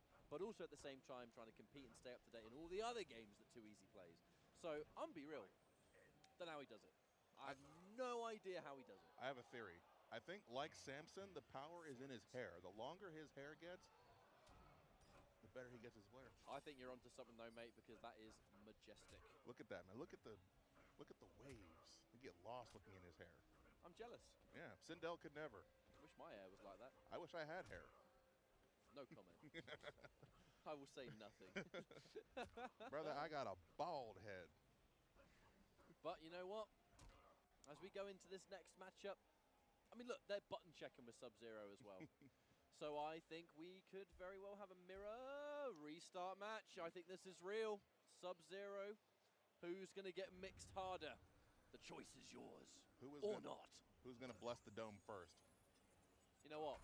I think Too Easy will hit the first forward too. That's what I'm saying it now. Okay. I reckon it. I'll take Gambler. Too Easy will go for the first forward too. I will take Gambler in that bet. All right, I will bet nothing. But I will say, here we go. Oh, he tried. Immediately. He tried. Immediately. He tried. It didn't work. Round one star goes for 4-2. God, I love it. And then gets Oh, and then you were right. And then you were right when who gets it. I gambled on Gambler. And you were correct to do so. I was so close to being correct. However, I mean, look, what can we say about the Sub-Zero matchup? The same character, I think the same... Actually, no. Wait, no. Too Easy. Avalanche? Wow, okay. Was that... I would not have called that at all. I will be frank, I can't remember the last time I've actually seen Avalanche Sub-Zero in this setting, so I guess we'll have to see. Definitely not since Customs were introduced, but... Yeah, I mean, look, I'm not going to make the bold claim of accidental variation pick because we haven't seen that in... I haven't seen that in over a year. So I'm going to give the benefit of the doubt and assume. However, if we go away from Avalanche after this first game, it might be a bit of a giveaway. However, we will find out. Lovely flawless block and the down 2 to take that free damage. Didn't believe in the full back 3 string there, but that would have been a confirm if it connected right there. Absolutely. And Sub-Zero, no, I mean, what can you say about the character? Quick staggers, great backdash to bait out the buttons for the long-range whiff punishes, and of course, the corner. Everyone's favorite place to fight against this Cryomancer menace. Okay, good block on the S-ball, but doesn't really get a good punish for it, and both players kind of checking back and forth with the down ones, looking to establish any kind of meaningful offense.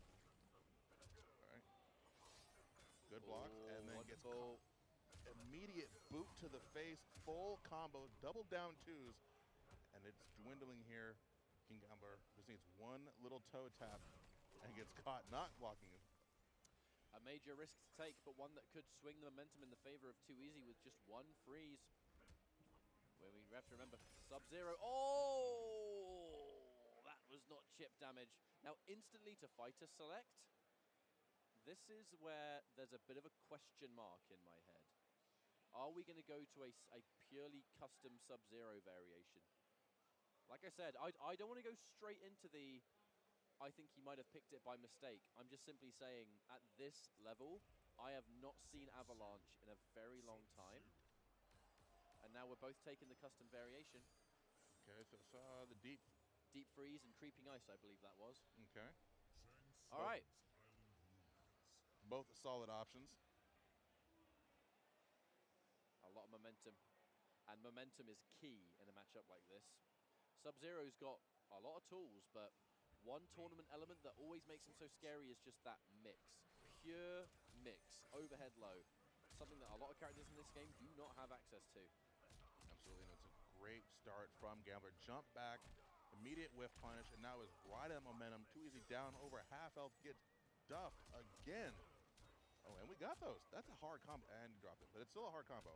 Very close too. Wouldn't have taken the round, but would have been wonderfully close after one. The back one. The whiff punish there as KingGambler. Won't drop this one. That one's going to be nice and easy. And like I said, momentum, key in this matchup. Gambler had 100% of it in that round. Absolutely. Too Easy. Oh. All right. Good punish that time. Get a jump over. Switch places now. It is your turn to try to block in the corner. And wow. Lovely. One thing that Too Easy's always had is really nice use of those almost aggressive flawless blocks, putting the opponent in a situation like they're comfortable to try and press, and then you instantly launch them. Too Easy's execution. No! was about to say on that. So good, and drops the combo. That's a giant punish there for KingGambler, and importantly, corner positioning. Goes in for the low back-to-back, not confirming, not looking for the string to land. And this is an element of I think, the top 8 pressure. Strings that these players are going to be always looking to confirm. And even in the online world, lovely confirm, by the way, in the online tournament space, those back 3 strings always get confirmed into a full combo. Magically, here we are in top 8 of a major tournament. That back 3 is just coming out raw. The whole string is just being used. There's no confirm. And I just think that's just what the pressure can do to even the best players out there. Absolutely. And the string itself, not really all that unsafe. Very hit confirmable, but it's great to use, and then backdash, and then whiff punish again, but it's a quick down one, shutting down. All right, jumps in to chase the back roll. It's caught with a kick to the face immediately, pushing too easy back towards the corner, exactly where you do not want to be, especially with the way Gambler's been going. Like we said, I mean, if you're going to specialize in Sub-Zero, you're going to know what strings into creeping ice are real and which ones aren't. A nice little down one check earlier on. Too easy. The big neutral jump now. No breaker for Gambler. Gambler prioritizing keeping the defensive bar rather than shutting down one of the crushing blow requirements. Reverse throw now, evening things up. Health is almost even. Not quite. KingGambler with a slight advantage. Looking for the 1-2. Back one's not going to hit its mark. Great use of the down 4 there. Very solid button from Sub-Zero. Covers so much space. All right, looking for the breakaway there. Up 3 immediately. Goes for the front throw this time. Probably trying to bait the back throw attack to get the crushing blow. Oh, too easy. Absolutely tried to flawless block that jump kick. Absolutely tried to. There's no other reason he would have just got hit like that, but it's match point here for KingGambler. And this would just simply be the journey for him, should he be able to take this. Lovely whiff punish there for too easy. Full combo incoming. Side switch as well, building towards that KB. Okay, going for the down 2 there. Not sure what that could have been, but... All right. Goes to the low. Trade down 4s. And then, went for the up 3, but just out of range. See, both players doing good, trying to flawless block these pokes. Speaking of which, Too Easy, the flawless blocks have been on the money. If he confirmed that, if Too Easy confirmed that low string, he would have won the round already. And now there's a potential for momentum. However, KingGambler, a little bit out of range there, doesn't get the full combo and punishes for it. That was a scary situation on both ends. Absolutely. Good stuff on Too Easy for keeping himself composed. Try to push Gambler in the corner. Great use of the overhead. And drops the combo. You hate to see it. Potentially, maybe some tournament nerves there. All right, great use. Up 3. Switches sides. Gets hit by the last hit of the string, and then switch sides again. Double down 1 check into the 4-2. This is going to hurt. Oh, but great breakaway trying to avoid that crushing blow. And then down 2s immediately. Ooh, commits to the mix. This time, though, it's going to get blocked by KingGambler. We're going to get a full combo in the corner. The breakaway.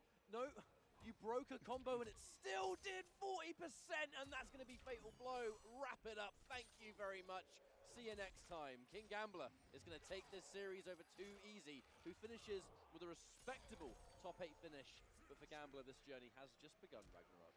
Absolutely. The mix was just too strong with Gambler, able to weather the storm of Too Easy's flawless block up 2s on his down 1 attempt. Such a scary thing to try to fight against, because you... Bio pull, command grab, chemical burn. It's the one. Like I said, Kano's got plenty of variations. Shouts to Biohazard. I miss you very much, mate. Hopefully we get to see you very, very shortly. But really, with the remaining players that use Kano, it tends to be this variation, and only this variation. The strong one. It is objectively the strongest, especially in tournament. You've got the pressure, you've got the mix-ups, you've got the command grab there, you've got the damage, you've got the restand, you've got the armor break, you've got a good projectile. Kano is rather scary in this game, however. Button into command grab, the tick throw. Not always going to be super punishable like other characters, but the mix-ups begin, and Euphoring not messing around, mate. We're going in. There's the up 3.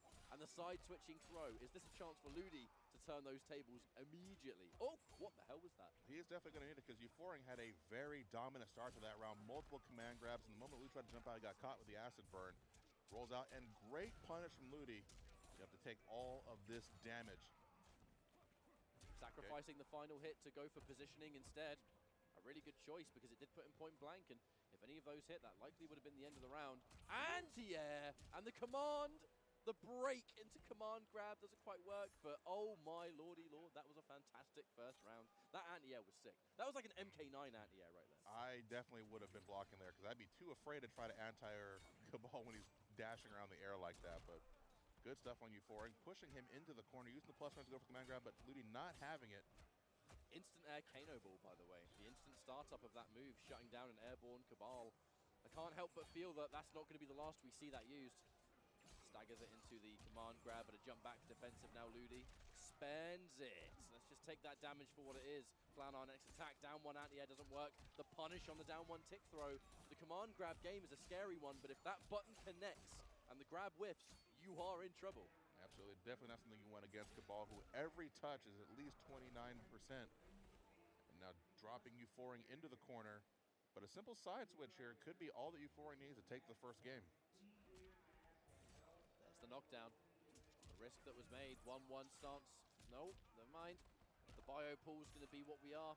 End the combo in the side switch. Got a little too crazy with the 4-2. Gets jumped over cleanly by Ludi, but get command grab for his troubles. All right, opens in the low. They're trying to anti that potentially. Leaving the string on its own. Here we go, the plus frames now.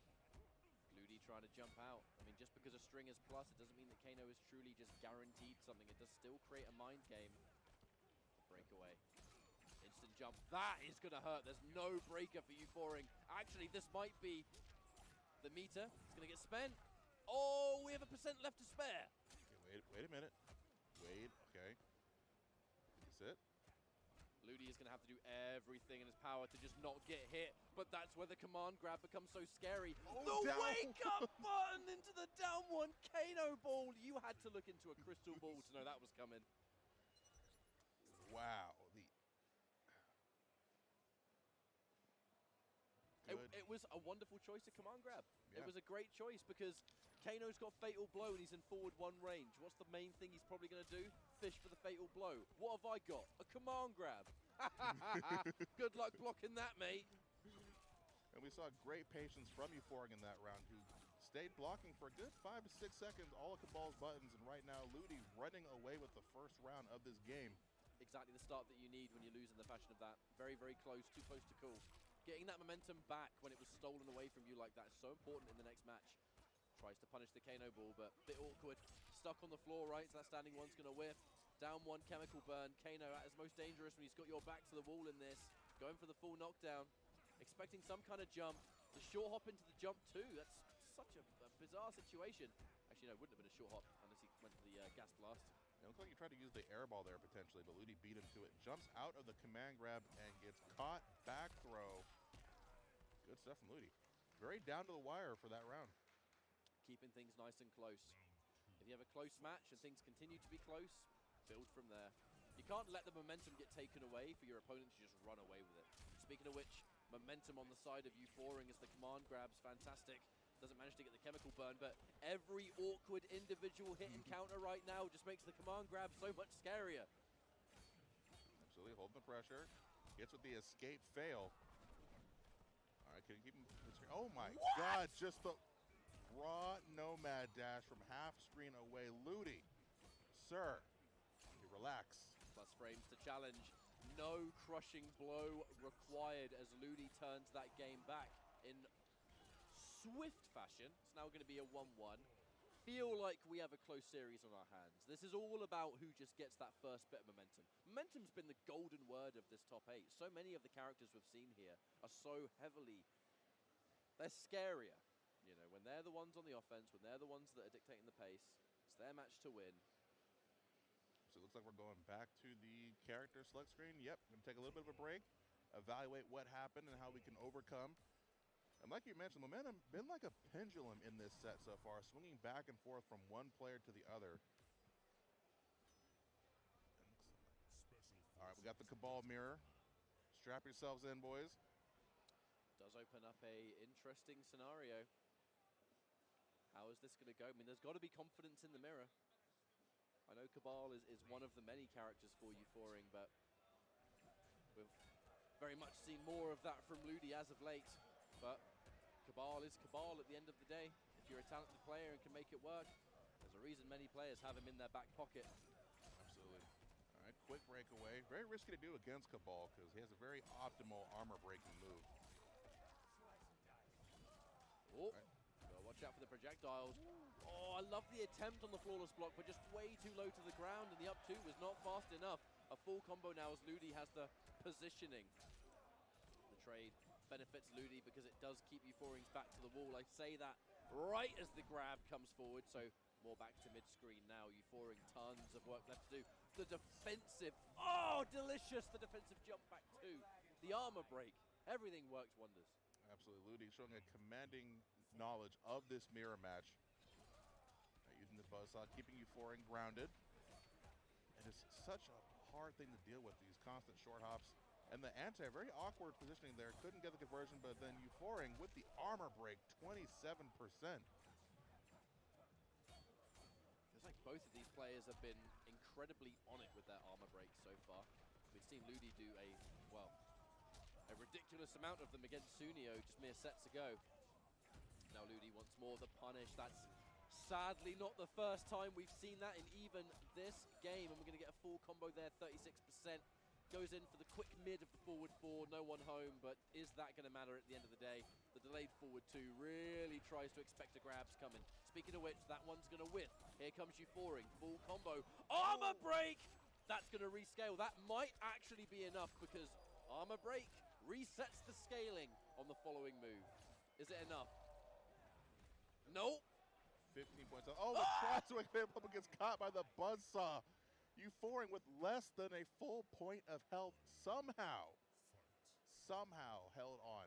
Time with one round apiece. This set has been crazy. All right, starting things off strong. Got you, Ludi, in the corner. Switches sides with the oh my God. This is a turnaround. This is a turnaround. When a comeback is made in that fashion, it can really mess with you as a player. There's the fatal blow. Speaking of which, all right, I'm going to do damage in return now, and I would like some of that pressure. And at that point, it's not a bad option. You slow your opponent down. You try to get the momentum back. You're in a good position to try to follow up with the offense. And again, a very awkward anti-air. Oh, no. Oh, my Lord. Ragnarok, what's going on? I don't even know. How did that down three anti-air the way it did? What happened with the jump in? What happened at the end? Why did it hit like that? Why? What? How? Cabal mirrors. Well, explains it all. Yeah. All right, quick breakaway. Gonna go for the forward throw. All right, potentially could have got a nomad dash there. Those instant jump twos. It's kind of hard to say, right? I think because both players are getting caught by a lot of the preemptive jumping. It's the nature of this Cabal matchup. Always in the air, but you've always got to try and pull that first move off. Speaking of which, immediate anti-air. Doesn't get the armor break, though. Actually, the reversal throw. That's going to give positioning to Euphoring. The 1-1-1's going to whiff, and that creates a mix-up. Am I going to press the button, or am I going to throw in this case? Throw.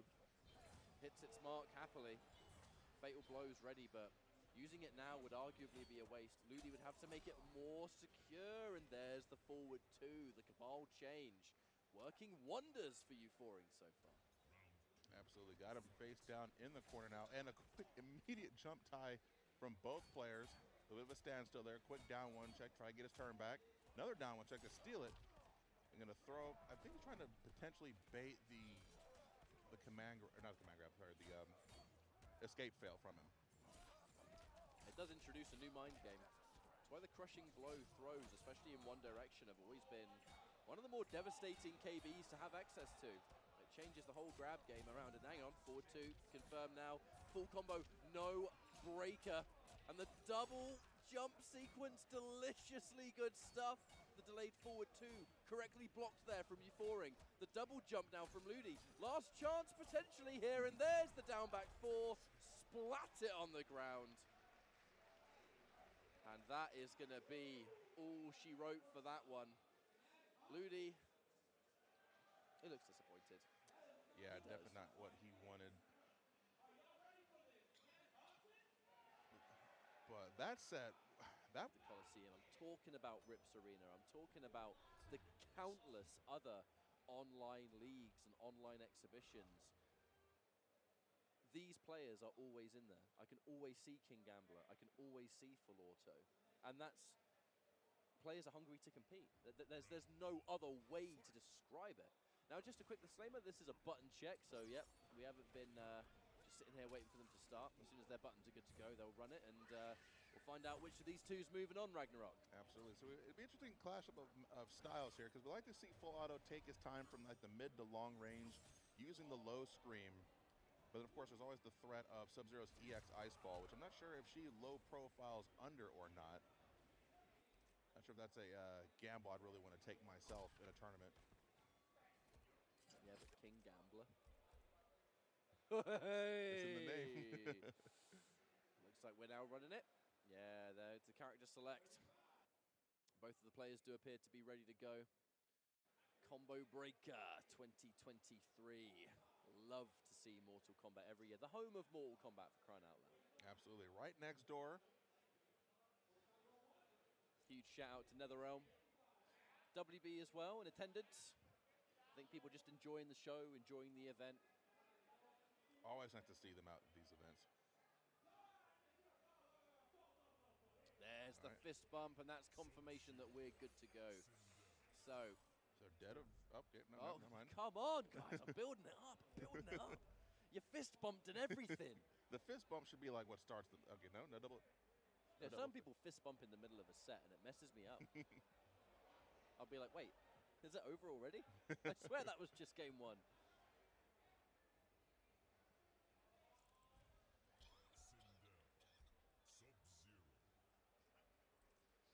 All right, so... Got to make sure your buttons are right. Make sure you get the right move set. So the whip and flip. Okay, we have EX Ice Ball.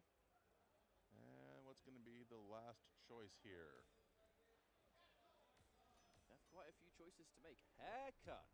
Okay, now, I mean, there's an element here of just trying to get some damage on deck. Not surprised that Fullauto is doing this because, I mean, if you're going up against Sub-Zero, reality is he's going to get in at some point. And if he does anything unsafe, whether it's a slide, whether it's an overcommitted 2 forward 2, haircut is just going to give Sindel the highest damage she can get. And it's as simple as that. You want to punish, punish, punish. Your bloodline descends from a dinner. Why did my ancestors flee your kingdom? Lee, I had them banished. All right, now that that's out of the way, had to let the intros rock a little bit. You know, Sindel looking fresh. I'm going to be real with you, mate. I can't hear it. Yeah, I can't hear it either. They could be saying anything. There's the down one. The turn allower for KingGambler. Swiftly interrupted by the turn stealer. The forward 4 at mid-range. You got out that forward 4. All right, try to get something going with the scream. No dice. Gambler going to jump in. Looks like the jump one gets caught. Doesn't get the conversion and blesses the dome immediately with the overhead. And Rising Ice, such a good move for those mid-range combos. It just opens up so much potential for Sub-Zero mid-screen. And, you know, the less we say about those corner combos, the better. That damage is absolutely disgusting. However, Fullauto, some range to play with. Catching the empty jump into a throw. Again, playing it nice and safe, being nice and cautious. But Fullauto is going to be nervous, potentially, of those slides, of one good jump in. So it's a scary game to play. KingGambler, fatal blow. You get hit by an ice ball here, which is why he went for it. But that's why the punish is on the other end. Fullauto, no! Fullauto, mate! I thought you were going to deal with the breakaway. What happened? I was expecting the down 2 or something to come there, but... Surely he must have tried it. Did brain freeze, maybe? Oh, Nah. Either way, it's done and it's in the past and it was only the first round, so forget about it. Here we go into the next round. So not the way you want the round to end, but important to note that now Gambler has come off of the fatal blow. It'll be one less thing for Fullauto to have to worry about going forward. Whiff. Oh, tried to whiff punish, but actually didn't get the recovery frames, otherwise that throw would have been guaranteed. You can't take a throw on a punish. Cancel. Oh, ready for the cancel, Gambler. Not going to let Sindel get away with anything offline. Tries to dagger into the low. All right, forward 4, retreating, and then caught immediately by the slide. Reverse counter. Escape failed. Music to your ears as a Sindel player. However, I'm loving this patience from Fullauto so much. Oh, what? Wow. Okay. He went for it, and it paid off. But Gambler getting the freeze combo. Rising eyes 35%. Another full combo. Indeed, this is why Haircut is being used against Sub-Zero here. Just, yeah, obviously the combo potential on its own. The punish on the slide. Patience. It's the #1 key for Fullauto. But yeah, this Haircut, you block something from Sub-Zero, you're getting damage. Damage that can kind of compete with him somewhat. I love that forward four. Went in for a grab last time where the tech throw came through. In this case, nah, just a straight mid. Yep, still wants to save that potentially for a round clincher. Staggers in, and that's it. That Spend it. Spend it! Now, it's not going to be the flat damage. It's going to be the damage over time. But that's still not going to be great for KingGambler. And we must remember, Fatal Blow's been spent. We're not going to have that instant comeback factor. However, are we just going to mix our way to victory? Right, combo 1. 1, 2. 43%. Thank you very much for that. Out of full. Jumps immediately and gets caught by the overhead out of the air. Gambler shut down and then No! jumps over it. Oh, good lord, no! And there's no breaker! There's no breaker! A full combo and a full comeback. That is not going to feel good if you are in Fullauto's position, but that's what I was saying. The Fatal Blow wasn't even available, but this is Sub-Zero. Sub-Zero still mixes. Sub-Zero still can use the crushing blows for the damage. He's got the... Without it, he's got wonderful damage. It goes to show you are never safe against Sub-Zero, especially if he gets you into the corner. How fast did that round turn around? That will simply be a frustrating way to lose the first game for Fullauto. But we've got to give props. The clutch and the composure there for KingGambler. The execution to see the job done. And before the comeback was made, Fullauto was doing a fantastic job. I would like nothing more than to see this come down to a final game. Ooh, wow. Very ballsy opening, and then gets caught immediately with a slide. That's one down for the crushing blow. Big jump in. Oh! That's the kind of jump in that just don't feel good.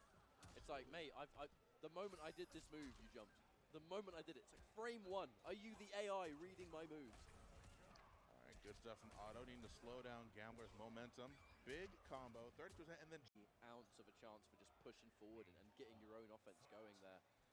Absolutely. Now he's in the exact place you do not want to be. Gets tagged by the down 4. Gambler, good stuff on the back throw. Interesting choice there. And then back to back.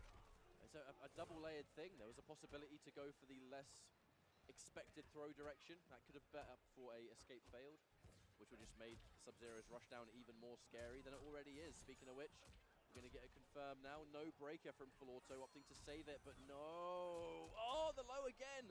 That could have been the end of the game if KingGambler was ready. The down 4 to try and create some space. Overcommits to the haircut. Fullauto. I feel really bad because it's all fallen apart. Everything was up until that one comeback. It was looking as close as anything, and ever since that comeback was made, it just looks like, I don't know. Gambler has completely steamrolled him since. It is, as we've said, that #1 word. It has been a momentum-heavy top 8, and it is continuing to be. Delicious anti-air. Wonderful stuff there from Fullauto. I know, commits to unblock. Gambler taking full advantage on the punish. Okay. I can only assume there is some kind of mind game there with the haircut. But unfortunately for Fullauto, it's just not working. Gambler, not as much. There's no need to take these risks. If you're in Gambler's position, he's got a life lead. He's got a comfortable position to work with. The chance of just getting hit by a haircut. No, the drop! This has been from bad to worse, Ragnarok. This is not how Otto wanted his top 8 run to go, I'm sure. And now he gets caught by the back throw. Gambler getting ready to 3-0 Fullauto out of losers. If there's any moment that you have to say to yourself, wake up, it's now or never. This is loser's bracket. This is elimination territory. Fullauto is not going to be satisfied unless he wins this tournament. He's a champion in his own right. And then gets caught going for the grab by the down to the chin checker, doubling up to try to just bait the breakaway, but I don't know. Otto's in a rough spot right now. It is just unfortunate. That's one of the words that comes to mind, because Fullauto has played just out of his mind the whole tournament to reach this top 8 the way he has done. And this match against Gambler is... So it's one of those things where it just feels like everything that could go wrong has gone wrong. And it happens. However, we're talking as if it's over. It's not quite yet. KingGambler has been able to land himself a full combo here, and he's going for the down 2 just to make it extra unbreakable. The pushback, the fatal blow, run in, grab at the wrong distance, and even if you break, the down 2 is going to connect regardless. That is a shame to see Fullauto go out this way, but... You can almost see it on his face, like just the look of disappointment there. That going to need something unpredictable. And in this case, it's going to be a Nightwolf mirror again. We've seen this before. But, I mean, I've seen twin brothers play each other in tournament and use different characters purely because they need something to be different. Because they're going to be, they're going to be familiar with the Cabal, the Fujin, the Kotal Khan. You got to mix it up. I mean, you know, shout outs to H-Dope and K-Top over in Greece. They did the same thing in Mortal Kombat 11 and MKX and whatever else they're playing these days. Looks like it's going to be Nightwolf. And I think they're going right into it too. If they are, then if there's one thing we can see here, is it going to be the Reflect? Are we going to see the game of Reflect? The Nightwolf mirror is one of the things that confuses me a bit, but again, it's so unpredictable with how often they play. So it's a very interesting character too. They might just really enjoy the mirror. There might also be some banter behind the scenes. And look, I mean, if you pick any of these characters and it's unusual for some, it's your tournament life you're playing with. You know, that's my train of thought on the whole thing. If they believe that the Nightwolf mirror is something that gives them their edge against each other, then I'm here for a Nightwolf mirror. And you know how you avoid that altogether? You beat one of them in tournament. Exactly. And you prevent this whole situation from happening. But I tell you what, it's rare that you see Nightwolf anyway. So in this kind of matchup, it's going to be command grab now, turn it around. All right, opts not to spend the meter there for the extra hit advantage. Is punished immediately. Launch, no breakaway available. Command grab ender. There's one thing Nightwolf does in this game, it's hit hard. This character's damage is ridiculous. And there's the punish. Forward 1-2 fatal blow does not work. It knocks them too far away. I thought for sure that was going to hit. It seems to reach out very far. It's actually one of the things with Nightwolf that it was like, you think it works, but because the 2 knocks them so far back, it most of the time just doesn't hit. Well, ScorpionProcs edging out that first round there. Pretty back and forth from both of them, though. All right, command grab whiff, too far away to get the punish, but his immediate whiff punish goes right into the command grab. Trying to catch the breakaway. Nightwolf's armor breaker is that command grab. The meaty 2-2. In this case, it's going to be the full combo to confirm. Mistimes the forward 2, though, as the turnaround is real. The forward 1, again, trying to catch a potential breakaway. Here comes Nicholas with the knockdown. Significantly more meter for ScorpionProcs right now. There's that forward 1-2. Again, the breaker, keeping it nice and safe. Doesn't have the meter to turn that into anything, so it's just going to be that back 3 string on its own, sadly. And now full combo once more, too far away. The combo enders have been a real trouble for the 2 of them so far. Yeah, it's been the tell this first match so far that they're too far away in these combos to get a proper ender. You see the down 2 just seem to seal it. Nice 1-1-1. Catches the jump. That's something so common with Nightwolf. A fast forward dash. He's one of the characters that's really good at dashing under a jump in as well and getting the trip guard 1-1-1. We see Foxy Grandpa do it rather often. So a very good movement from the character. Quick dashes, short pokes. Used to try to steal a hit advantage and a great flawless blocking. Goes for the armor break, but too far away again. Was the right decision, but just not the correct range. Rare footage of Nightwolf's down 4 being used in tournament. And yeah, down 1. Whoa. Still trying to squeeze out a little bit of damage here, but it's, I guess, maybe the lack of micro dashes. I imagine they're quite awkward combos to try and land. Extra knockdown frames, just dials in that forward 2 into arrow. Oh, that reactionary block. All right, great up 3. Tries to dagger into the overhead. He gets caught whiffing buttons, goes right for the low jump in. Didn't have meter. If there was meter available, this would potentially be a different story. There was that flawless block on the jump. Again, maybe looking for it. There's the break. The full string. The dashing grab. Beautiful tech. The jump back 2 is enough to take that first game for Nicholas. And I ask you a question, Ragnarok. I was about to say, do we change characters? But nope. Are they just going to go Nightwolf the whole way? Run it all the way. Well, I'm here for it. Ah! We say snap in the UK when that happens. It's a quick breakaway. Something both players have been very good about is immediately spending their defense meter on this breakaway because they don't want no part of Nightwolf's damage that you mentioned earlier. All right, trying to trade pokes here. I want to know what it is about the Nightwolf mirror that makes them use it against each other so often in tournament. Because this is not the first time they've done it. But look at how they're playing. Like, maybe it's these are good Nightwolves. Maybe it's just like a really fun mirror match to run. I don't know. Either way, that's a full combo once more, 30% at least. Ooh, look away. The pointy end of that one. Yeah, dashing in, get the throw punish, shoulder check. Not quite enough to do it, but then backing away. Oh. Back-to-back down ones here. Wow, the pickup. Does he spend it? He is going to spend. Look how much hit advantage he gets. Meter burn, that's my grab. And then immediately. Oh my god. Wow. Oh, that would have worked. That would have worked. And that was so sick, but you were just too far away. What a sequence. That was just so wow. ridiculous that, all right, amplify the command grab to get extra plus frames, to make the jump in more obvious, to do nothing, but then, oh god, I looked at the screen at the worst time. I can't even break that down fast enough because the next round's already in motion. We'll talk about it later, mate. He's interactable to escape, gets caught by the arrows, and immediately just shuts him down.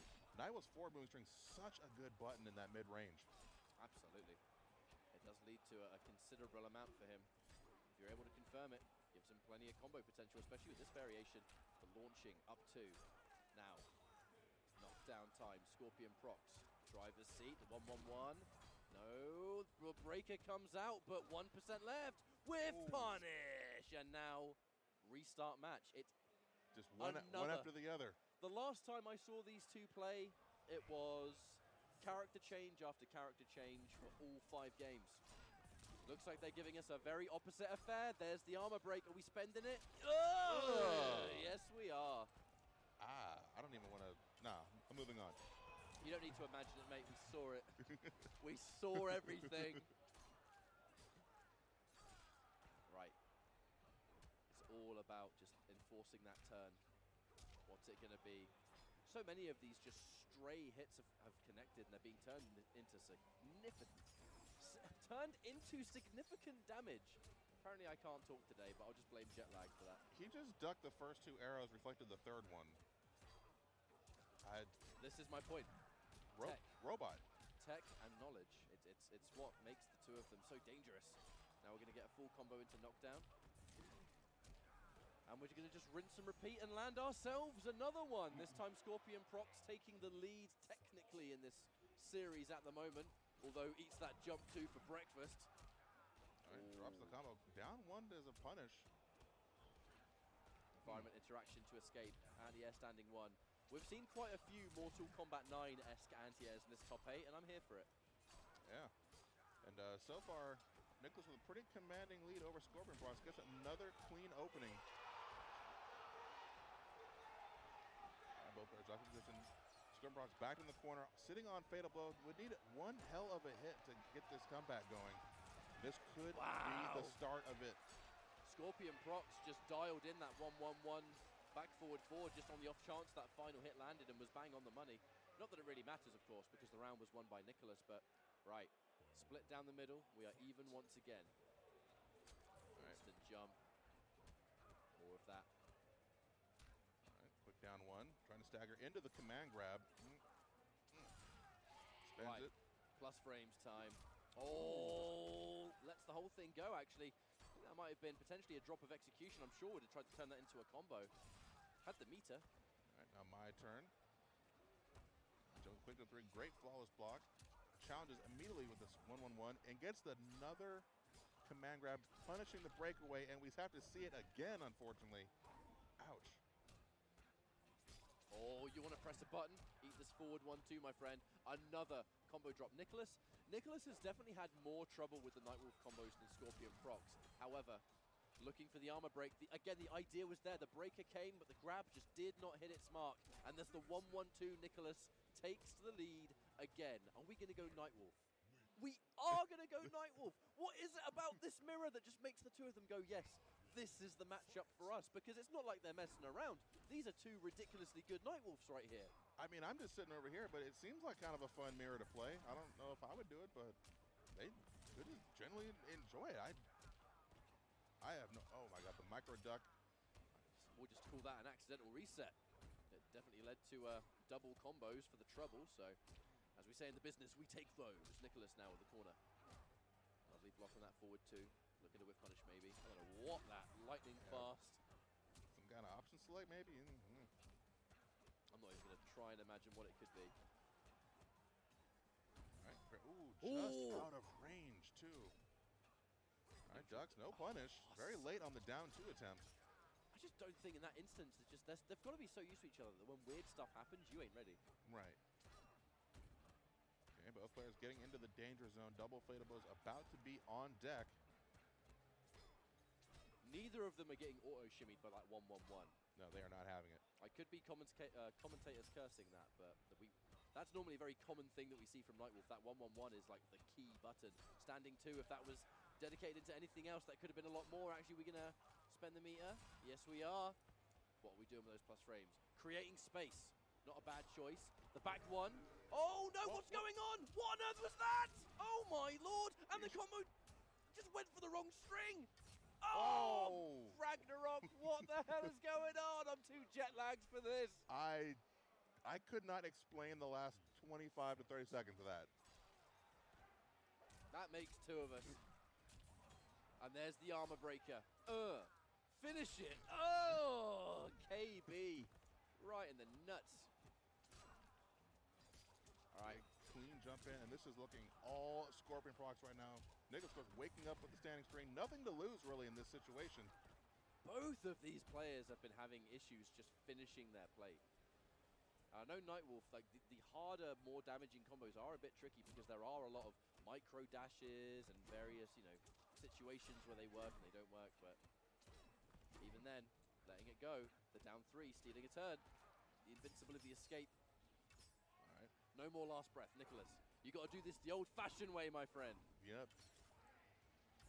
And loses the quick draw contest. ScorpionProcs now sitting at full screen against Nicholas, who will get his defensive meter back. The match point continues, though, as Nicholas is the one in the lead. Ooh, not sure if that was supposed to be a flawless block, but you know what? Again, we'll take it. The full combo now. ScorpionProcs. This time we get the whole thing, and that does just shy of 40. Like I said at the start of this series, Nightwolf, if there's one thing he doesn't lack, it's damage in that sense. Throw escape. Get off me. So Nicholas sitting getting close down to half. Now just officially over the threshold. ScorpionProcs trying to get some kind of strong momentum started. Really trying to abuse the down 4 and the down 3. They're trying to open up the forward 2 as ask and ye shall receive. There comes another armor breaker. Although Crushing Blow had already been used in this match, so that's just going to be regular damage by itself. Forward 1-2. All right, Fatal Blow, just in case you break. Nicholas does the right thing, holds on to the defensive bar. Might be able to use that to secure this second game, bringing us into a game 5. All right, dumps him in the corner with the Fatal Blow. Quick cross-up, jump 3 is blocked. And now reflects the arrow right back at him. ScorpionProcs. Great reactions. I'd say, is this going to come down to Nightwolf versus Nightwolf, but I think we know the answer to that question. It's because we do. We could see the production monitor, and it is in fact going to be Nightwolf again at Nia for the flawless block. A lot of resources have been spent straight away. Nicholas only 1 bar of offensive meter to his name currently, although this command grab ender. We amplify, we spend it all just to escape the corner. Absolutely, wake up 2, but drops the combo. Unfortunate. Nicholas getting a good start here. All right, trading down 1. Goes for the command grab, duck, and punished. In this instance, that command grab hits its mark once more, and here comes 34%, just like that. And now the 1-1-1 again will hit its mark. Forward 1-2 for the ender, making it nice and guaranteed this time. Losing out on 2%, but look, we already have a sizable life lead. The command grab comes back to play once more. Fatal Blow. Watch it. Watch the Fatal Blow. Watch your head. And you wouldn't think he would walk up and hit you with the slow overhead like that, and then he does. Gotta say, they're going for all kinds. They're pretty much using every string and button available to Nightwolf, which in a way might make the forward 2 a little bit easier to connect because they're looking for so much more than just 1-1-1 or down 3. Either way, though, that's Nicholas on match point for a second time. However, it will be ScorpionProcs in the driver's seat currently. The down 1 anti-air. Again, like I said, what is it with the MK9 anti-airs in this top 8? Yeah, I love to see it. Oh, he tried again. It got stuffed. That's an MK9 thing. Need that smoke standing too. That's a great button. Right? Love it. All right, good block on the overhead. Goes for the low, block all of them. Goes for a sweep. Interesting choice there. Like I said, using all of Nightwolf's buttons. Ooh. That cannot have been intentional. Either that or maybe it was meant to catch a breakaway. But either then, actually, I'm not quite sure. There's no meter for it. Big jump in. Nicholas. It's time to play. The double. The double. Oh, if that armor broke there, that would have hit like a truck. Speaking of which, full combo, but no meter for the combo and the turnaround. I'm going to match this against you, my brother, and you will like it. Wow. Got hit and said, you know what? I'll bet you this is going to hit. That is the kind of thing I would do to Mustard. I'm not going to lie. I'm not going to lie. I can almost hear him yelling from across the pond. What do you mean across the pond? He's in the crowd. I mean when you do it to him. Oh, I see. I see. So I had to no, I know. I see him out there. Had to quickly clear that one up as it's now match point for both brothers. A lot of momentum from this forward throw. An immediate jump in. Oh, gotta watch out. These 1-1-1s have just been whiff punishing everything and anything, Ragnarok. So it's such a quick, fast button to use. Very hit confirmable too, but gets a crushing blow on the grab. Rolls in for the low. The slow overhead, mistimed and punished. Nicholas. Good stuff from both of them. A clinic when it comes to playing Nightwolf. This is kind of what I mean, though. You would never guess the set has finished just by looking at them. Like, that's kind of my point. Them playing each other in tournament feels like something they have to do because the tournament means they must do it so they can get to the next matches so they can both try and make top 2. There's just, it's such a bizarre situation that they play each other and they bring forward the gameplay like we just saw there. I mean, a Nightwolf mirror for crying out loud. You would think they're just messing around, but then both of them are playing an insanely good Nightwolf with optimized combos, with a lot of well-placed buttons, a lot of amazing active members in the Mortal Kombat 11 scene that run exhibitions, that run tournaments, that do all kinds of stuff. It doesn't matter what day of the week, if you hop on Twitch, somebody is hosting something, and you love to see it. Rips Arena, the Coliseum, so many more. Even Sony themselves do the occasional fight nights with various games, and Mortal Kombat has often been a part of that lineup. There's a lot of online support, and it has allowed these players to grind and grind and grind, where offline comes around, you're better than ever. We're good to go. And ooh, you know who's also good to go? Terminator! So Terminator and Sub-Zero, who will get mixed first? There will be no neutral here. There will be mix, and only mix-ups. Whose dome will be blessed? Oh. Okay, that answers that question. Well, it's been KingGambler every time, mate. You've never been wrong. Empty hop into the grab. Great tech from Euphoring. Now boxed in, goes for the command grab and gets punished. This is not a great start. Rising ice combos, of course, hit hard, but drops it. Great anti-air, MK9 anti-airs on deck. Yeah, Euphoring's Terminator has just simply put not had the chance to exist yet. No. We saw it earlier in the tournament, that one game of Terminator where basically nothing worked. The whole match was a disaster. Hopefully that does not happen again. There's an element here of Euphoring. A huge part of the mix-up has been the Albi backbreaker. Using it raw. There you go. What kind of Terminator mix-ups do you want? You know, some players favor the overhead low. Some players love adding the threat of the command grab. Anti-air standing 1. No fear from KingGambler. And remember, folks, this is to get into losers finals. This is for top 3 minimum. And now Gambler is just continuing to push. Mix-up after mix-up. The jump-in didn't manage to hit its mark. And the recovery frames on that out-be backbreaker is so long. I think we saw one successful command grab in that entire match. Gambler had the read on everything. And those reads are so favorable, especially in the side of Sub-Zero. The damage he's going to get from those full jump-ins, especially in the corner. That's a different beast entirely. Now, I would not be surprised if this is maybe the last time we see Terminator from Euphoring, because the 2 times it's been picked, it has been a disaster. Just nothing's worked. No mix-up has connected. You've been jumped in on a million times. We're likely going to change here. But who? See, ScorpionProcs? Noob Cybot? I can only assume we're maybe either looking to hit hard, maybe get a punish. Is the Cabal going to be enough? Interesting. Kano could mix in return, but there's some serious thought going into this, and for good reason. Right, taking it back to the early days. Interesting. There's one thing I always heard from players is that Sub-Zero players often did not like fighting Scud Shot Aaron Black. I'd heard that for years, pretty much almost day one, really. As long as these two characters were around with Scud Shot, Sub-Zero players didn't like the matchup. So we'll see if there's some logic to that in 2023. Have things changed? I mean, I'll be honest, I kind of forgot Aaron Black existed. I feel like I haven't seen him in the tournament setting in such a long time. He's definitely fallen off in favor, isn't he? All right. However, the back 2 staggers. You can't get too cute with your pressure, though. You can stagger things all day, every day, but if you start to leave too many gaps, you're giving one opening to a talented Sub-Zero player. You're kind of asking for trouble.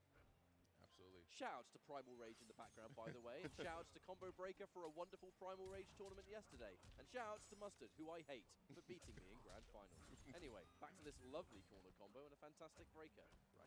Yeah, we saw the acid on the ground for all of a second before KingGambler was able to jump over it and get a full jump-in combo, but Euphoring potentially could get something going here. He does have Fadeable on deck, and Aaron Black, of course, in the end game becomes very dangerous. Doesn't have the meter to turn it into 18% though, sadly. Goes in for the immediate button. Oh no, mistake away. Overhead, commits to it. Gambler lets it rock and pays the price. Now, okay, round 1. Euphoring. Good stuff weathering there. All right, goes for the drop kick. Tries to meter burn it. Interesting there. May have been a mistimed button or read. Gambler is trying to squeeze out every ounce of damage, but it is sadly resulting in the final hit being dropped. And that final 1-2-4, that's what lets you keep it going afterwards, even if you don't spend the KB. Absolutely. We've seen a interesting last few seconds here with Gambler throwing Euphoring out of the corner constantly. I can only imagine with the health that's left. Perhaps doesn't value the corner as much in this round. I guess we'll see if that pays off in a minute, because Euphoring, whoa, hang on a minute, we're mixing it up. Euphoring has just been tricky all top 8 long. Forward throw, disrespectful. Oi, watch the cans. People are making a damn mess down there. Delayed back 3, wonderful defense there from Euphoring. The command grab, and there's meter. That's the game, 1-1. He got it. So disrespectful to just throw your opponent on the ground and then just drop a stick of dynamite on them. Someone needs to teach Aaron Black some manners. All right, so now we're one game apiece. Immediately gets hit by the overhead into the EX Ice Ball. Down 2. That's enough to break away. Oh, the one thing Aaron Black has, it's still those good low pokes, those thoroughly annoying low pokes. You put the command grab on top of it. A rather scary game to deal with. Euphoring has to watch out here. Gambler, life lead, low poke into slide. I mean, we are starting to let out some of the unpredictable stuff here. Instant jump in and the down 2 just in case you try and break. Chase down with the 1-2, not enough to finish the job, but anything will do it in that case. Jump kick, and now the subway. Best stage in Mortal Kombat, by the way, and the best music. And one of the better stage fatalities. Oh, I love it. Armageddon, MK9, MK3, take your pick. All right, overhead putting in work for Gambler. Rising ice combo, 34%. Tries to chase the roll down just a little out of range. Gets caught by the grab again. Spend a little extra meter. Yeah, that down 4, the down 3, they have been rather key to allowing Euphoring to open up this offense, to be tricky, to not really allow Sub-Zero to just constantly do exactly what he wants. You have a down 4 that can contest with Sub-Zeros, which just makes it a bit harder for him to do what he wants to do. However, there's the throw. So they both players even up here on life just about, but then gets caught with a clean jump in, full combo. Breakaway, yep, into the down 2. And timed the back 3 meaty perfectly. And with there being no delayed wake up there, that was going to be a guaranteed victory. Now, have we rematched or have we gone back? Looks like we've gone back. Is this a character change or is this just breathing space? Final chance. There's no turning back in Euphoring's position. I mean, I would expect the Cabal, but Gambler's been on point with his anti-airs all top 8. He has been. And this is Gambler. Like I said, it's when you're changing to other characters, you need to make sure that pick that you swap to has some kind of edge. You need to have something that you can just...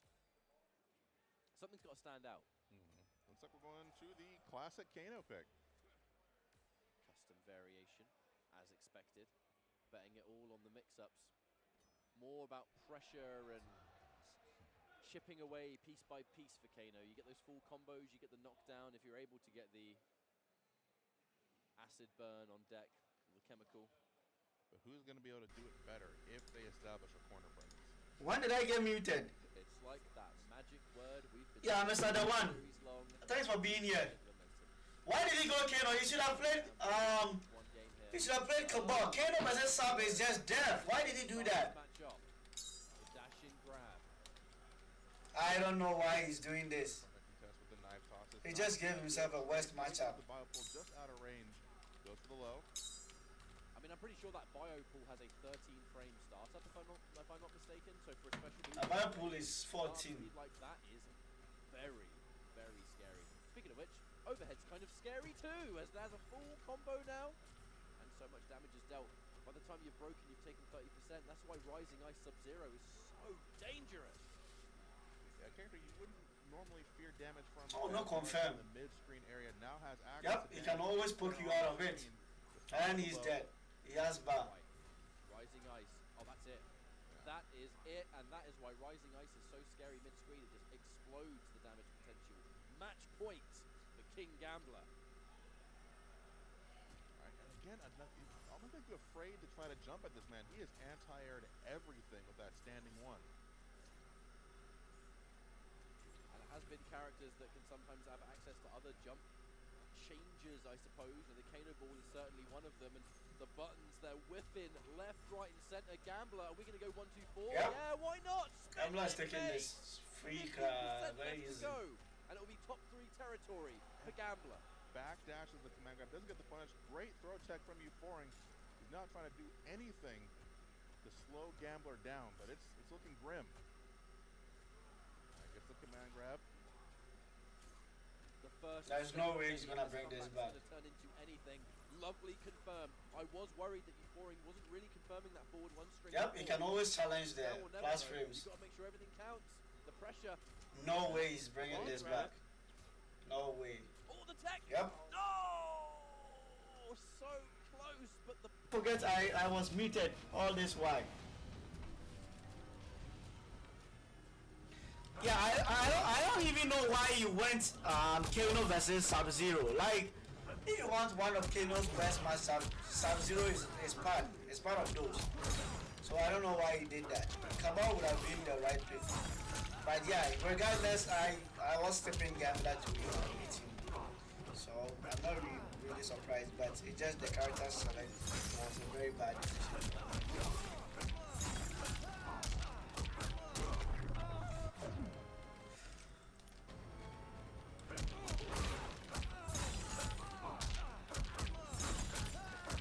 Yeah, the Sikana combo. Oh my god, this is so hard. this bracket or losers bracket. So you've won the losers finals against someone, but then you've got to fight the brother who's doing a bit better. Yeah. Different frame data. Maybe a little. He's playing Koro. Oh my my god, and then Gambler is dead. Why is he playing Kotal? If the last hope Oh my god, this is what oh my god, humility. Buttons have He's playing Kotal. have been selected. They are going right into this match. He's going to play Kotal against Gambler. I can't wait to see. Oh my god. I've not seen the Kotal Khan all top 8 long, but that time has changed. And This is so unfortunate for Gambler. Oh my god, okay. it's gonna look to I'm still play gonna be hopeful. Let's see. That stops him with the standing one, but Kotal answering back immediately with the command grab, already glowing a little bit.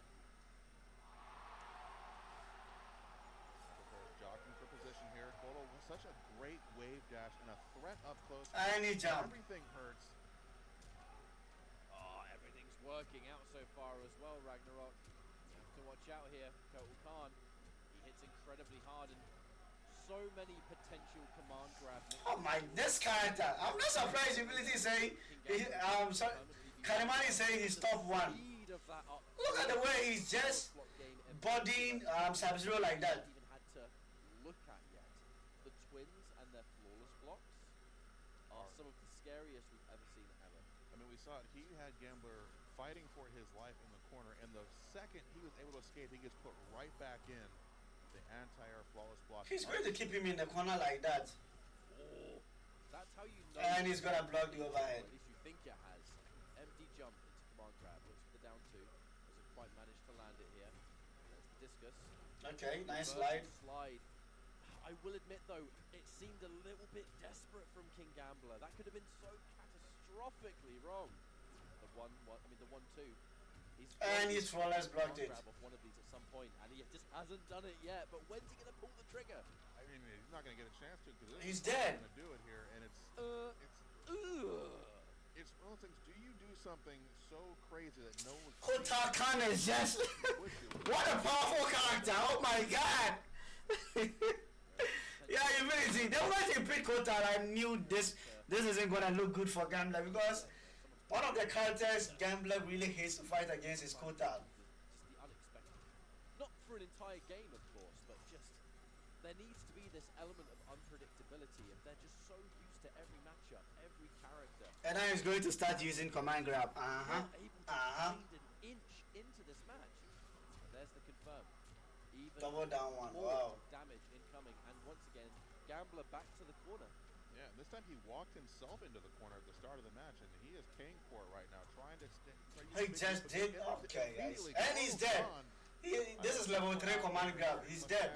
Man is praising Level 3 command grab. Yeah, you know why? Because Aquaman no doubt. Exactly, humility. Like he just looks so cool and he's just playing the game. It's not like he's not even concerned about the match. It's just ridiculous. That's how composed he is in this match. Nah, these threes are just scary. Not pressuring in the Humility now, this Evo is going to be something different. I like the fact that we're keeping the fight mid-screen because if Gambler can avoid the corner, you're avoiding potential disaster here, but I'm scared. Look, he just whiff punished the back 3. Whip back 3 and ScorpionProcs taking full advantage, keeping it safe with the amplify on the discus. Quick pokes. Gonna jump in and excellent punish from Gambler. Gonna get a chance to build a little bit of momentum here. Great damage. Not just to spend the crush blow. And he wake up forward 1. Just takes his turn back, commanding lead in this round. He only needs 2 command grabs. There. Calm players, you know, they'll go. Okay, nice. That's big very jump good. In. That anti-air did not work, and that will be meter spent. Okay, he's dead. Along with the fatal blow now. It is going to do tons of damage. There's an element of thinking, is it going to kill? It's Sub-Zero. It's hard to Oh, he's not dead. In this case, Okay. Kotal Khan has the extra health. Kotal Khan has Oh my god, not like this, not like this, right now. not like this. And No! oh my, I knew it. Oh my god. Oh, Kotal Khan and the health! Big body health. Oh! Oh my god, this character. Everyone felt that. Kotal Khan and his ability to just take Nah, Karimani was right. Kotal Khan is just top 1 character in this and game. that will break No, what the fuck? a player. That situation. Gambler, there's no wonder we're sitting here and we're just thinking. We have to give this some serious thought, and it's reset, right? If we went straight into restart match after that, your opponent has everything on their side. You have to just restabilize, slow down, go back into what could be KingGambler's final match. Oh my God! Like, what Look! do ScorpionProcs has had such a He did an empty jump. these games so far. He knew Gambler was going to try and flawless block Gonna it. throw out here.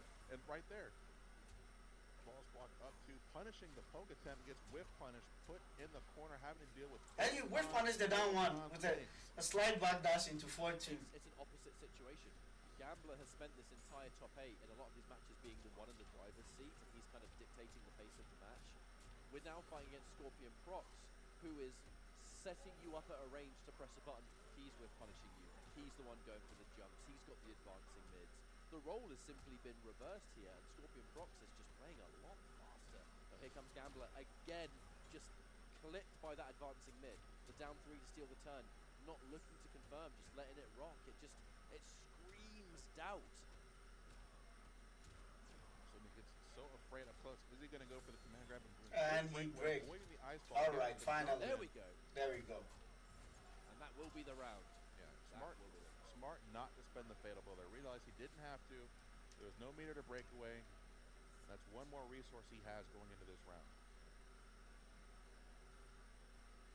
You can even see it. ScorpionProcs wave dashing at a range where a button might happen, and then instantly back dashing. That is just a trap being set. Absolutely. All right. Gets him with the overhead. Gonna put ScorpionProcs in the corner. 27%. Make something happen. All right, now that 1-2-4 making a lot more sense. The corner positioning, the discus to fight. Oh, why not slide? Oh God! Punishes. The grab, lovely choice though, Gambler. What are we going to get from this? Challenging you to press a button, but no one home yet. The 1-2, the down 4 plus frames. Good trade. That trade favors Gambler. Nice, he's dead. Gambler has gotten a game. And that's the down 2. By all means, should be the end of it, and will be a restart. Very good, very good. Gambler, let's do this. Gambler, let's do this. This is the last hope of North America, and if they don't rally behind him now, they won't have a chance. You believe me? Say, why did they make? Now on the board. Kota is too scary, like. Gets him with another overhead. So much more confidence from Gambler right now, fighting back, asserting himself, and not sort of playing. Like, Kota is near you. Everything is 50-50. Like, Gambler was reading for a command grab. Meter to spend, and no doubt will spend it to keep. Kota is too scary. Oh my God. Quick down one check. Tries to jump back, but gets caught by Gambler. And meets him in the air. Full combo Okay. conversion. Spend another bar. Keep him Level in the 1. corner, but Level 1 Gambler command now grab. with the fatal blow option, but gets in the sunlight, and unfortunately damage. Match point. Oh my God. ScorpionProcs now on the Not verge. like this. Gambler. Oh my God. I feel so bad for him. Checkmate. Yep. Oh my goodness. Sub-Zero can do double down for on Kota. Can the 4-2 always clip him out of it. But I also played Scarecrow. And he went for the command grab. The conditioning. Oh my God. Had to. Anti-air standing 1.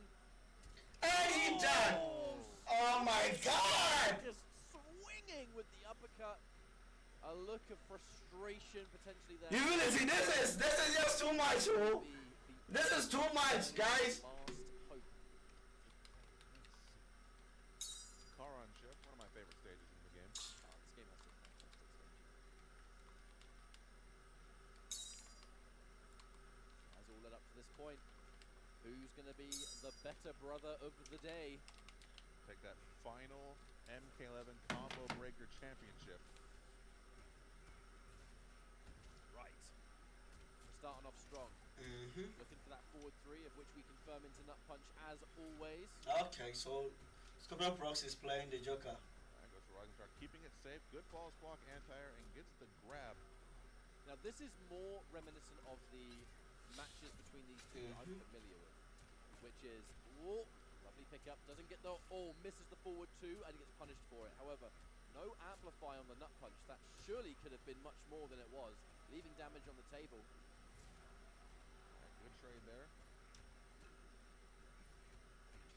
Alright, nice block on the elbow. Players kind of taking their time with this one, but evened up on health. Flawless blocks everywhere.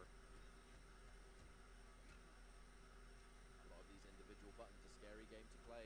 Let's not forget these are the only two characters in the roster that are able to cancel their fatal blow. Absolutely, of course, Joker gets the crushing blow on his grab when he cancels it. Such a threat up close. The character already has good buttons. I really appreciate the use. What? Oh, the flawless block! What the hell just What on happened? earth was that? That was We got to watch that back in slow motion. I have no idea what just happened there. Now, the side switching throw. That is not going to be the end of the round. Projectile game is strong. 7 seconds on the clock. Walk under. Oh, they're hesitating. That is plus. You can't mash. Dash cancel into the forward one's going to do it. Nicholas round 1. It's such a scary thing when Joker's up close to you with that fatal blow because you don't know what he's going to go after. Will he just let it rip? Will he cancel it? If he cancels it, he's going to pressure go for the grab. So many things to think about, but think about this. Hook to the face. Me personally, I think they are fun. Blow 24. It's only I think they are only boring when they are playing each other. Yeah, I believe that one has some truth to it. But other than that, they are super fun to watch. It became so much They more play so good. I mean, look at how they are flawless blocking their potential buttons. pressure. There's the confirm though. No breaker for ScorpionProcs. There's the combo we were looking for. 34% count it. Downfall's a low profile that jump in. No punish there for ScorpionProcs as Nicholas. Wow. Quite comfortable. Another beautiful flawless block up too. Absolutely. These two may be the best flawless blockers I've seen of the competition. Or maybe oh, that's it! That's going to be the game. Here comes the down 2. 1% left. He flawless blocked it. The cancel. No crushing blow. It's the Joker that's got that. Oh, that was Dark unnecessary. OS. You didn't have to do that. Nope, it's the danger. You go for the grab at the end game and get hit with the chin checker. We're running it back. See, at this point, the twins that I was familiar with were kind of changing every game. However, in this instance, it looks very much like the confidence is there in that Johnny Cage. And to be fair, was pretty close. There's the confirm, though. 32%. Yeah, very, the launcher. This Joker is looking disgusting. very strong start from Nicholas right now. ScorpionProcs basically almost at death. Oh, he That's didn't. the That, fatal blow he ripped tried to early. cancel it. That was I a don't wanna say mistake. it was a mistake, but that's a. It looked unintentional to me. Using a fatal blow there when there is so much of a comeback to make, you've lost the ability to dash cancel And for the he's rest dead. of the game. And Yeah. that is a massive, massive thing to lose when your opponent has just won that round from you and they have the only round in the game so far. ScorpionProcs sadly has given himself a lot more work to do than necessary so far. Alright, speaking of which though, here's the start. The breakaway forced. Pressure and momentum. Scorpion side, there's the forward 3. Okay, who needs a fatal blow? And the complete opposite of how the last game went. Now ScorpionProcs in the driver's seat, shut down the cancel immediately, and now basically has Nicholas fighting to just stay alive in the round. All right, Rising Star keeping it safe. There's the confirm, the classic stuff. Cancel into the launcher. 40%. High damage knockdown. Just the jumping jester adds so much more damage than you expect. Dash in. The down one maybe trying to steal a turn. The forward one into good patience. Rising star from ScorpionProcs, just trying to get that extra final little hit here. But here's the corner pressure. Big jump in, last breath, gotta watch out for it. Lovely throw tech. Oh, the confirm! Wow, look at Nicholas. Oh, that whole thing. I know the round didn't go as Oh well my as God. it was. When I've never seen that combo before. did you even break? Go ahead and break, I dare you. Nah, this case are insane. Block and a punish for it. Does, No meter. yeah, no meter. No meter to turn that into anything significant. The forward 3 on its own. ScorpionProcs did not want to overcommit to that one. Down 1, down 4, that's a Johnny Cage classic. Lovely projectile to stop the advance here. Fighting his way out of the corner piece by piece. There is a lot of patience and respect here. A trade that will favour ScorpionProcs. Pushes Nicholas further into the mid-screen. And there's the confirm on the low. So it comes up off all his defensive meter. Hits him with the last hit of the string. Interesting. Looking like this could go to 1-1 at this rate. Oh, the sweep's fantastic as well. This has been a wonderful round. Oh my God, he flawless blocked. Oh, that's Oh my God. Descent. Blowing up the cancel with the flawless block launchers. Hey, hey, hey, don't get too comfortable now.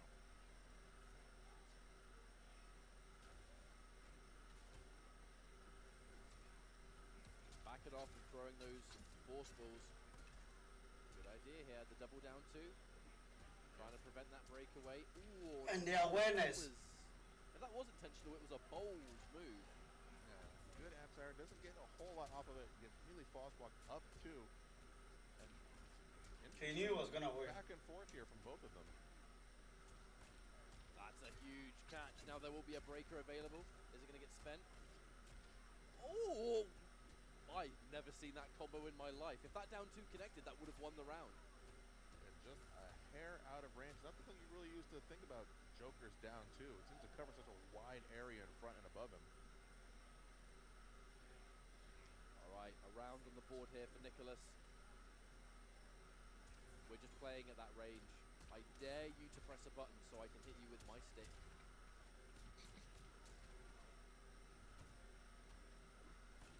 Oh, there it is. That's when Prometheus gets hit with the Batman doll. Such a disrespectful move. Turn your arch enemy into an item in your offense. A nice safe ender. A good combo ender there, actually, to keep that mid-screen. Almost jump distance. Now a confirm has been landed here. We're going to amplify just to get a bit extra. Push towards this corner. The dash in, a breakaway. The confidence is here. Oh There's my that God, first these block. kids. Again, it has been wonderful every single time so far. And there's the punish. No last breath either. One round apiece here. And remember, Nicholas is the one in winner's bracket. Nicholas only has to win this 3 out of 5 to win the tournament. ScorpionProcs has to win this set just to reset and start again. Do it all over a second time, but so far, great start here from ScorpionProcs. Gets the grab. And both players doing a very good job of stopping the momentum of the other and checking a lot of right there. Okay, nice check with Try to third move one. in, and he checks you immediately for it. Ooh. Huge chunk of damage, and now once more corner positioning. A deep jump kick. No button's going to get pressed there, so that forward one simply on block. Lovely with punish, and actually the breaker's going to come out too far away for a down two, so a bit more extra breathing space for Nicholas, but how long is it going to last? The down one's trade. A neutral jump into flawless block, into another flawless block, into another flawless block, into a shadow. They're just flawless blocking every single team. Flawless block. Oh my, like, what is wrong with these people? In the business.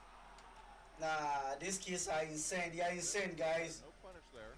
They are just the best. Rising Star. Classic Johnny Cage. And moving in slowly, goes for the option, good block, and Newton trying to bait the forward advancement. No dice, but gets the great combo. 36%. Joker hurts so hard, but then gets caught immediately with the whiff punish from ScorpionProcs.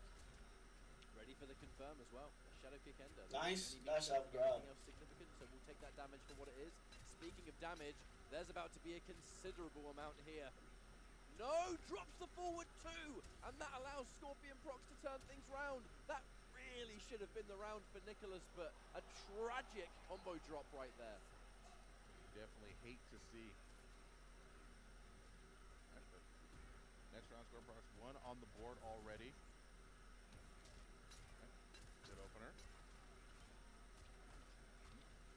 An excellent corner carry now sitting in there.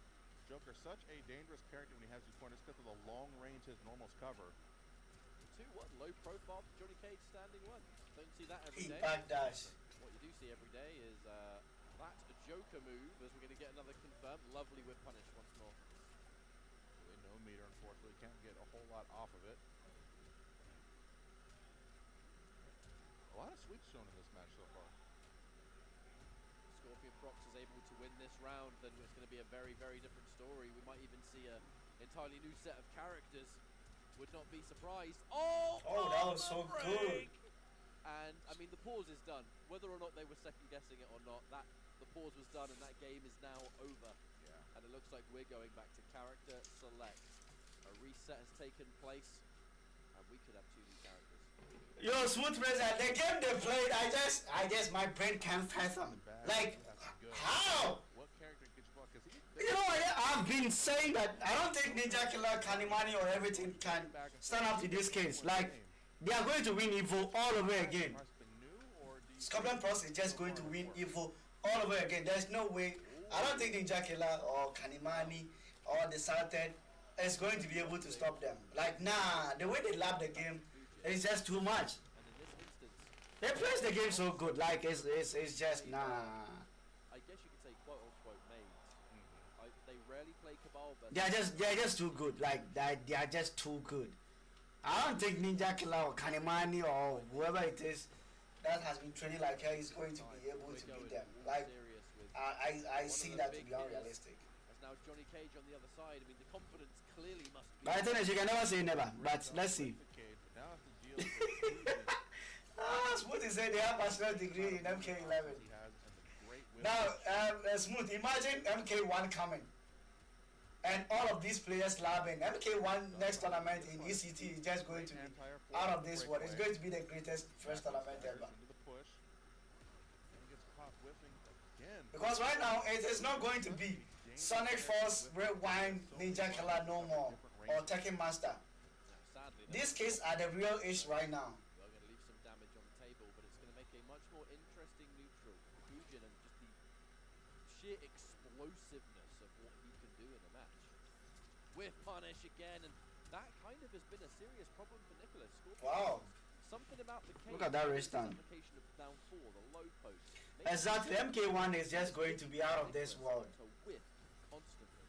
NetherRealm really needs to put like at least $1 million or $500,000 in the Pro Tour. I mean the final one. They really need to do something like that, so that the tournament becomes very high. The players deserve that.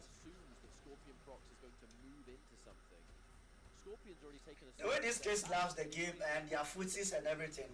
Even on that forward. I don't think even Sonic Force with MK1 will be able to take them down. Like Smooth Razor, it's just out of this world. What they both do so well is baiting something out of the opponent by wave dashing in and then taking a step backwards, looking for that button to potentially whip punish. The win wall. Good answer with the shadow kick.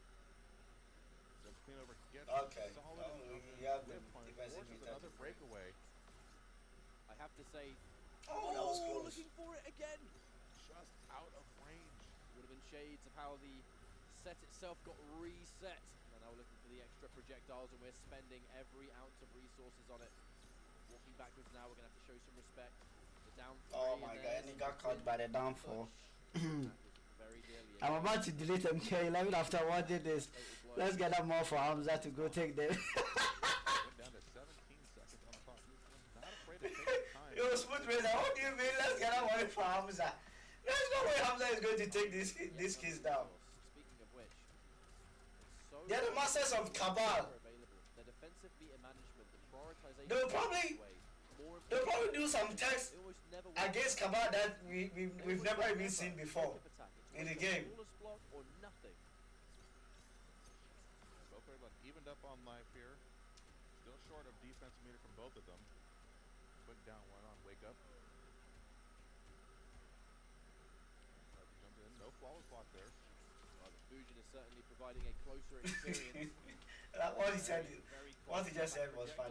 In some ways, it's kind of the way they play the game is just I can't even explain it. Confirm, Fujin's fatal blow does a ton of damage. Absolutely. Very dangerous throw. K-Press. Walk up, does nothing. With the throw into the down two. The Dark Horse will seal the first game of this Grand Finals reset. We waste no time. We waste no time going into a restart match. Oh, wow. I would say punish, but that was counter hit, not a punish. Good answer, and then gets the clean jump in. 26%. Stops the jump with a standing 1. Oh my god, look at the Johnny Cage. Look at the way they are playing Johnny Cage. In the backside. ScorpionProcs. I feel like we've just turned a dial up, right? How ScorpionProcs has approached this round. Just all out offense and aggression. However, a twist of fate perhaps as Nicholas now, the one in return. Pushing towards the corner. Big bit. Defense on the Rising Star. That connected, that would have been the end of the round. Instead, the 1-2-1 shows its head again as ScorpionProcs. 1 round up on the board, wins this next round 2-0. And it looks like... Oh my, the fourth one punish. Punishes have been on point for Procs all day. The Nicholas waking up, gets the full conversion. Almost like it was going to drop out there, but no dice. And now running away with this round, but nothing has been saved because both players have been taking turns. Moving in with the force balls. Staying at mid-long range. Wave dashes in, goes to low. No dice. Flawless block again. Solid 24%. Getting that damage off and up to anytime you want. That's Oh my impressive in its own God. right. Speaking of which, ooh, but drops the basic combo. I feel like there might have been a break there from Nicholas anyway, but even getting that resource out from your opponent near the end of the round, important by itself. Never fatal blow. Oh, KB! I didn't even know he had gotten that loaded yet. The ability to just manage them that way. That's one of the scarier things I think about a good Fusion player is remembering the 3 distances. And good stuff on the flawless block. Wow. Straight up kicks to the face. Did a great job flawless blocking those projectiles there to mitigate the chip damage he would have otherwise taken. I like that early standing one. I feel like there was a strong element there to just try and anti-air.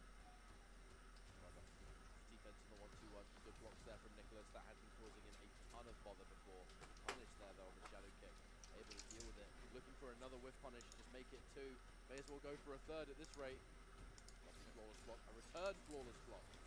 Anything you can do, I can do better. Okay, Nicholas is gaming right Some now. type of button out there. Ready for it. Slides underneath the force ball. Doesn't get the punish in time though. Get back down here. Wow.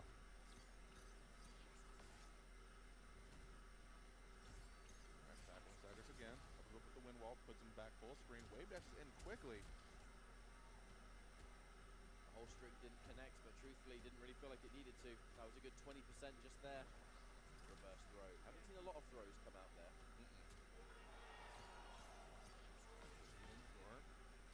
Now Fadeable on deck. Of course, now he's got the Fatal Blow cancel. Oh my God! Did you guys see the attack? Oh, the counter hit though might not have the chance. That was a scary situation. Did you guys see the tech? Interaction made that entire shot. Oh my God! Just was not able to reach it in time to get a forward 3, which could have been a counter, which could have been damage, could have even been the round. But no, the 1-1. Got to move on ahead, eating these force balls to the face. Tries to go for the anti-air, doesn't quite get it, and the armor break on the wind kick. Good stuff from Nicholas.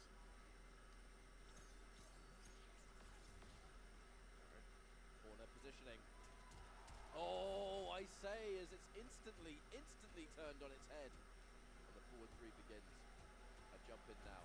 ScorpionProcs into another wonderful. How many of these are we going to do? Maybe 1 too many back. Just 1 too many. These kids are just, they are just too good. Corner, but answers back with the kick to the face and a shadow kick for good measure. Says a lot. Put the standing front foot from Johnny Cage. So acrobatic. Another flawless block, but this time I love the choice to do the up 3 just to keep it safer. I love that choice. Speaking of which, a turnaround now. Nicholas, the flawless block to mess with the frame data. No meter to amplify though, which again means no meter to turn that into a combo either. ScorpionProcs. Unfortunate there. Went for the grab there. Unfortunately, whip. Gets grabbed again. Escape fail. Dash in the down one. Eats more force balls.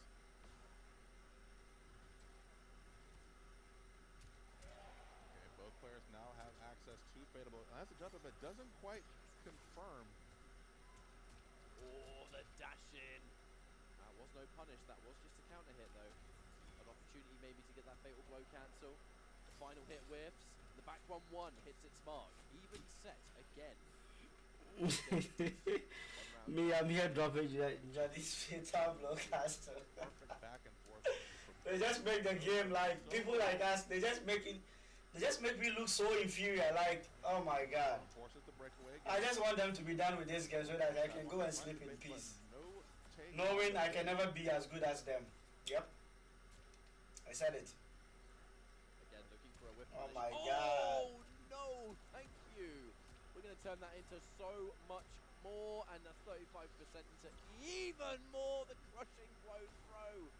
Oh, God, Ragnarok. I blinked and missed it, mate. I blinked and missed 70% health.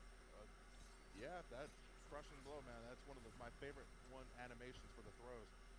Just sucks the air out, breaks your ribs. Oh my God, look at... forces breakaway. Now sitting there with no defensive meter, having to deal with Fujin, excellent movement, wind wall just a bar away. And there you have the crushing blow on top of that. You know what? That was just a one for the road. I Yeah. think that one was, as now we're going back into character select. And this will be the last chance. This is the final moment, right? This is, if this character don't work, you've wasted it. So you got to make sure you're thinking about it and you're ready to go. Who would he pick against Fujin? It's how deep in the bag do you want to go? Do you want to pull the Cabal out? Do you want to try to meet him with the Fujin mirror? Because you also know that whatever you pick, it's not the end of the game, right? Your brother's now going to be able to change character to something more favorable. So you've got to think hard about this final character. Which character is he gonna pick? Fujin Mirror or Cabal? A lot of thought here. Liu Kang, interesting. Are we going to settle it? So I see, right. At the very least, I caught the command grab, so that is, well, of course, a very common move with Liu Kang. Super, super useful. Armor break, pressure, mix up, whatever. Been very successful with the command grab characters up until this point, too. Has been. Absolutely, you can say that again. But is it all going to end here? Nicholas with the Fujin, the wind god. Ooh, walks right over the fireball. ScorpionProcs coming off a whole lot of meter in that exchange. Trying to almost bait an anti-air there with the tornado, but lost to the anti-air all the same. Alright, the stance has been activated. We're starting to build up damage already, and we're just spending meter. Building towards that all-important crushing blow. There was an attempt there once more, maybe a down 3 perhaps. Either way, does not matter, because that corner pressure belongs to ScorpionProcs, who just continues to push. Wow, the pressure here has been absolutely insane. Getting Nicholas in the corner, wearing him down. Alright. And just like that, Liu Kang is very gaming dominant right. Kindly subscribe to the channel if you haven't already. Thank you. Now. round from ScorpionProcs. This could have been the pick. Nicholas pushing his way out of the corner. Hey, Smooth Razor, that is a very big dream. I think you can be the one.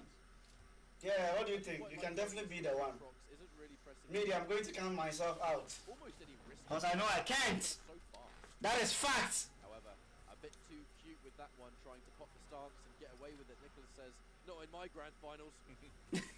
The one, you have some point there, but me personally, I don't think I'm part of those people. Maybe Smooth Razor, Hamza, Medium range might be Ryzen Frank, Mr. 5000. Yeah, those players. Maybe I'm done. I'm old. I don't have those reactions. Doesn't get anything. All right. Then escape fail. All cards now on the table. Escape failed. Yeah, Nintendo has been complaining that this matchup, Liu Kang versus Fujin, is bad matchup for Liu, but Procs is really making it work against his brother. No, let go me. I was keeping count. Alright, got the buffs up.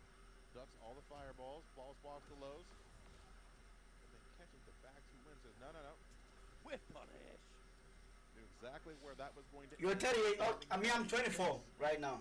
I'll be 25 in Tournament for Nicholas. However, September. Yep. bicycle kick still there, and there's the command grab. Didn't even need to spend it, because now the rest of it is a nightmare. It's going to be grab or it's going to be mid. In this case, the breakaway, and now you really are at the mercy of Liu Kang. Here we go, KB1. The grab is still a threat. Yeah, Liu Kang in the final round with all crushing blows available is one of the most dangerous characters in this game. Anti-air, fatal blow. Hold on a minute. There is a strong possibility that Nicholas can bring this one back. This fatal blow is going to do a ton of damage, and Fujin still hits hard. There is a breakaway, mind you. Expensive. He was there. Came off. Look at the movement. Now ScorpionProcs can just kind of work his way backwards. Of course, Fujin long-range buttons. Delay on the forward four. Happy to sit there and block it. Keep my Liu Kang still Look has how that the way control they there. flawless And block the again, strengths. around. Oh my. Wait a minute. Wait a minute. One more play. The wake up button. Oh then The dash in button Oh and the my flying God. he punished it with the flying kick. That was so smart. close to being the end of Smooth the Razor, tournament. I'm like you. Unacceptable and Just uncomfortable. a year older than me. The wake up dash forward down 3. You want to go back to 16 years? The fact that he had the audacity to even Oh my try. god. Once again, These kids are just, how old are they right now? I think they're 17 right now. tied up 2-2. Oh, I believe they are 17 right now, or maybe 18. All right. Loads up. One. Our timing is two. done. One more of those and we're in business. And great use of the flawless block there. Oh, it doesn't get the punish on that. I'm surprised at least didn't try and flying kick perhaps. Right. Ducks Oh, the the command read! grab. The chin checker, no metered breakaway, has to hold all this 40%. I say read, but I know Duck OS is a thing in this game. Just a quick disclaimer. I'm giving him the benefit of the doubt. I want to believe, oh my god, the breakaway into the pinnacle, that is going to rescale. Okay, this is gonna do like It has just been 42%. armor break on KB on flawless block into. Oh, the one, you want 21 years old, that is not possible. But I can grant you that. I know some man who grants youth. Decent, oh, but then stands up into the fireball. He can grant you your youth back. And in doing so now. It can be 20 years or 15 years all over again. It's now tournament point. It'll be like you time traveled Good block. back to when you were 15 or Use the 20 fireball years. phase. That is a counter. Flawless block forces the breakaway. Now no defensive meter available, but 2 bars of offense. That's the third bicycle kick. Nicholas Right is going to on. win Start this building into tournament. Some dirt here. He spent the second bar on it. They've already planned everything. Extra damage potentially. Looking for the dash in once more. Every time Liu Kang gets close now, it is a scary, scary game to play. The cancel into the throw. The corner positioning. Nicholas will just let that rip. Launches him up. Oh, nice little side switch. Yeah. Take those. Wagner eats the dive kick. You can't put him out yet because all Liu Kang needs is that one touch, but this could be the round. Nicholas goes for the last chip Oh, he avoided. didn't block. Last Bicycle breath. kick. Puts 2 on it again. ScorpionProcs opted not to spend it, and I gotta say, I think Yep, that's Nicholas is going to win. because now it's going to be tournament point, both Nicholas and ScorpionProcs. with the Yeah, I lead. think Smooth Razor, the one thing too is the game is too old. Most And the winner interest, tournament. the interest it had, the game had back in the days is no longer there. So Now, I really right, understand space what you are Go saying. back to mythologies. Maybe MK1 will be different. Crushing blow. Oh my god. Lets it go. Gets hit by the second fireball. There's that flawless block into the command grab. ScorpionProcs just needs a little bit more. Lets it go though. The breakaway was good to go. So Nicholas has so much work to do. 50 points of health. One touch is all it would take to do it. Cancels. Oh, that's it. No, doesn't False turn it block. into anything. The grab. I don't know why he didn't put anything on the end of that string. There was last breath, so perhaps didn't want to get punished. Oh, bets it all on a grab that does not work. A grab and a dream. Okay, Duck Scorpion and a Bros punch, won. And there you have it. Well, they changed it this time. That's the end of this major chapter there with ScorpionProcs. The choice and the change. Alright, goes GG's to guys. Liu Kang. Y'all have a good night. All I'm so tired. I'm difference. going to sleep right now. And it's just, for me,